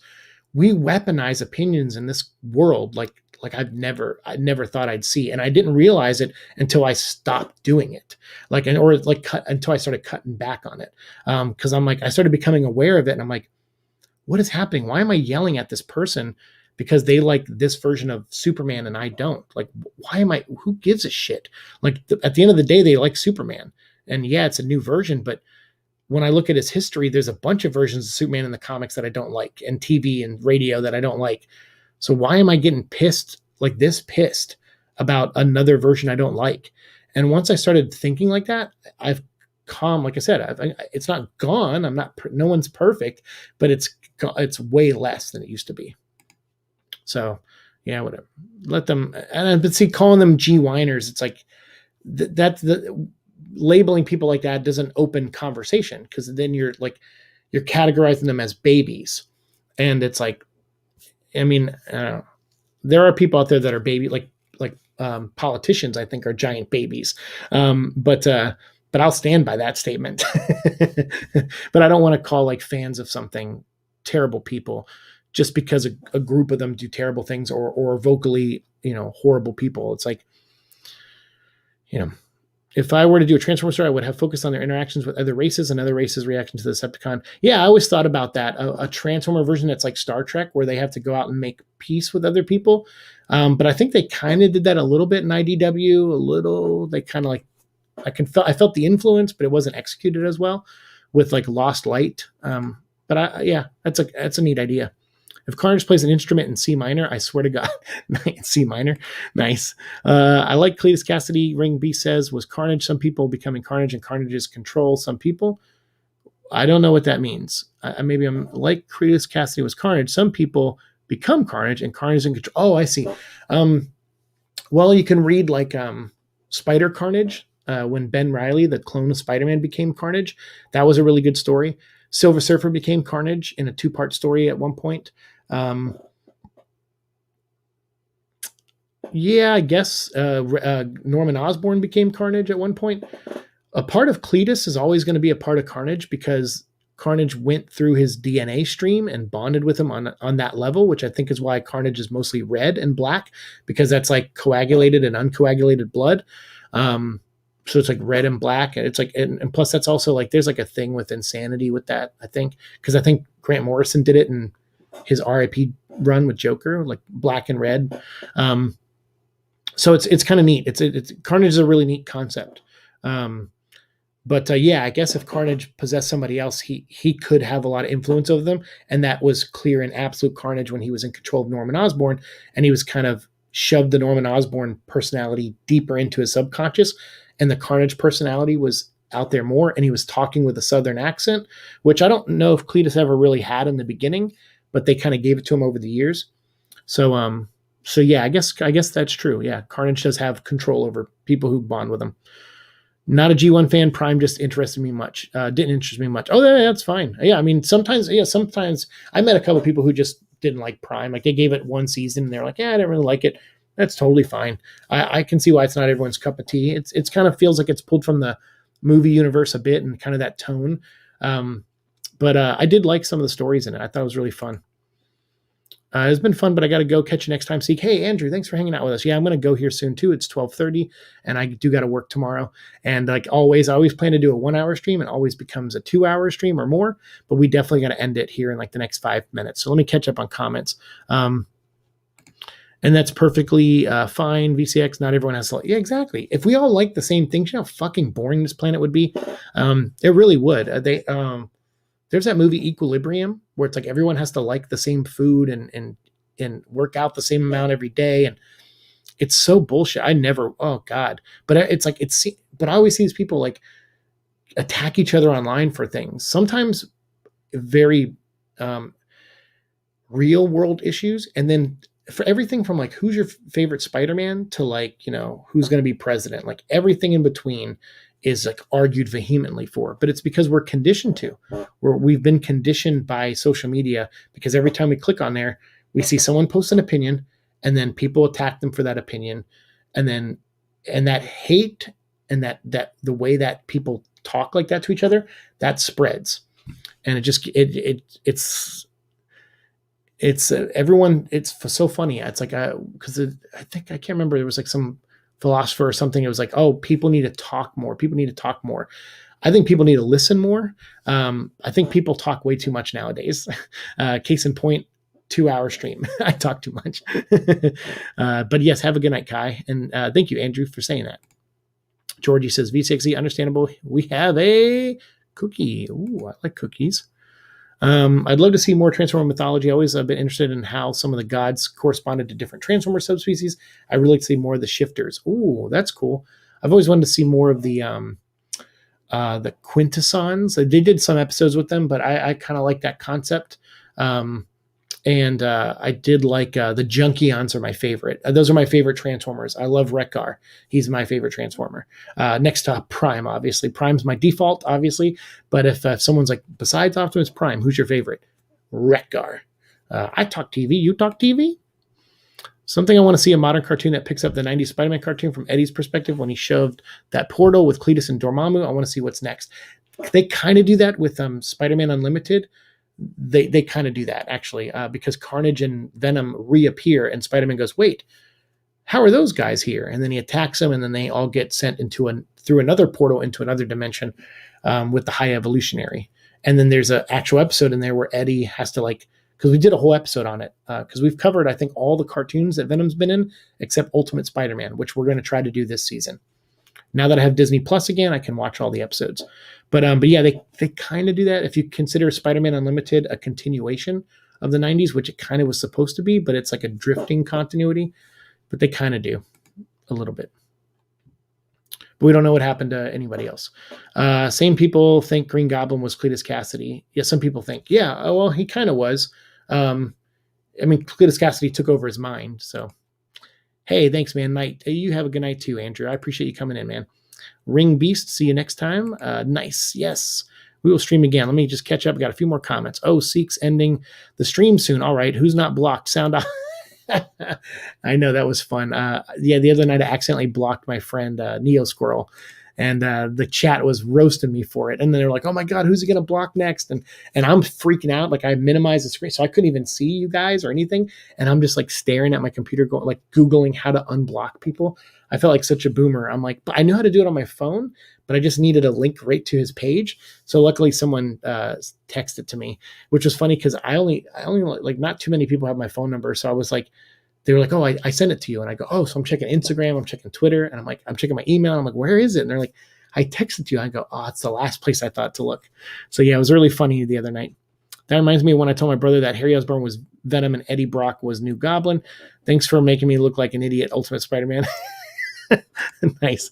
I've done that too. I mean, there's episodes where I misspeak all the time. Someone was like, actually, I think you meant this. I'm like, I probably did. I just like, when you make, like I said, I think I've made like, I don't know, something stupid, like 30,000. No, not that much. Maybe. No, not that much. 30,000 minutes, maybe, of Venom content on this channel. Maybe a little bit more. Of course I'm going to screw up. Like, that's a lot. That's a lot to talk about one character and be right all the time. Like, and of course, mostly I'm just giving my opinion. So yeah. Let's see here. Door dude. I keep forgetting Spider-Man Limited was a thing. Oh yeah. Yeah, I know most people do. Quintessons, innocent. I love those guys. Let's call this stream Seeking the Underdogs. All right, there you go. Seeking the Underdogs. Cool. Maybe I will. Maybe I'll change it tomorrow. I usually don't change the titles till I sit down and make a thumbnail for the episode. So I'll probably do that. But I want to try to work on that video idea. If I can get it posted tomorrow night, I will. But yeah, if not, I'll try to make at least some memes of Valentine Venom stuff. And maybe we'll just do a quick 30-minute live stream and I'll just pop them up on screen or something. I don't know. I'll come up with something, because we usually do stuff not for every holiday, but I like doing stuff for like we did like Talksgiving 2 years in a row. We told Toxin stories on Thanksgiving. We might see Toxin again. So if so, I'll probably save that story for Thanksgiving this year. Just so we can continue the tradition. And then we do like Venomous instead of Christmas. So yeah, maybe we'll do something for V-Day, Valentine's Day. But you guys have a good night. I really do appreciate you hanging out with me, and I appreciate the opinions, obviously, and I appreciate the questions and everything we go through. And yeah, I mean, just because I have a strong stance on Venom, Let There Be Carnage, and here's the thing: is I don't care what it's rated. I don't. If it's R, great. If it's PG-13, great. Like, I don't care, but I just don't see it becoming R since the first movie was PG-13 and it was a success. I just don't see the studio doing that. So on that level, on a business level, it doesn't make sense to do it. And then also, like I said, if you look at the history of Carnage, nearly every story you've ever ingested of Carnage has been PG-13 or less. So it doesn't make sense. So to say you can only do them in R to do him justice is not true. You can do him in R, and that's an interpretation of him, and you can make him intense, but that's not doing the character justice. So that's my only point. That's the point I counter argue with. But if people want it R, that's fine. But I just wish people would say that. It's like when you're it's all about how you word things. So like if you say Venom, Carnage has to be R to do him right, that is a false statement. But if you say, hey, I want Venom, Let There Be Carnage to be rated R, that's an opinion. And then it's like, then okay, you made an opinion. And that's great. Like, then that's what we should have as opinions. But when you say it like definitively, that means you're not open for debate. You immediately put up a wall saying, I'm not here for a conversation. I'm telling you how it is. And it's like, okay, well then I'm going to tell you how it actually is. and then tell you my opinion is, I don't care what it's rated. It doesn't matter to me as long as the movie's good. And as long as it was geared, like if it's R, I hope it was R from the moment they said they were going to make the movie. If it's PG-13, I hope it was PG-13 planned to be since the moment they started making the movie. It's only when they try to change it later that it screws with the movie. So we'll see. I'm sure we'll get some announcements soon because the movie's coming out in June still as of right now. One way or another, we're going to have to get something coming up. Something is going to have to happen. Some announcement's going to have to be made. Tom is more active on Instagram right now, so I'm keeping an eye on it. And hopefully we'll hear something or see something soon. So you guys have a good one. It's morning there. All right, we'll have a good day then. So we'll just say good day or goodbye. Later, man. Hey, T-Fan Page, thanks for hanging out, man. I appreciate it. And yeah, you guys have a good one. See you in the future. Peace.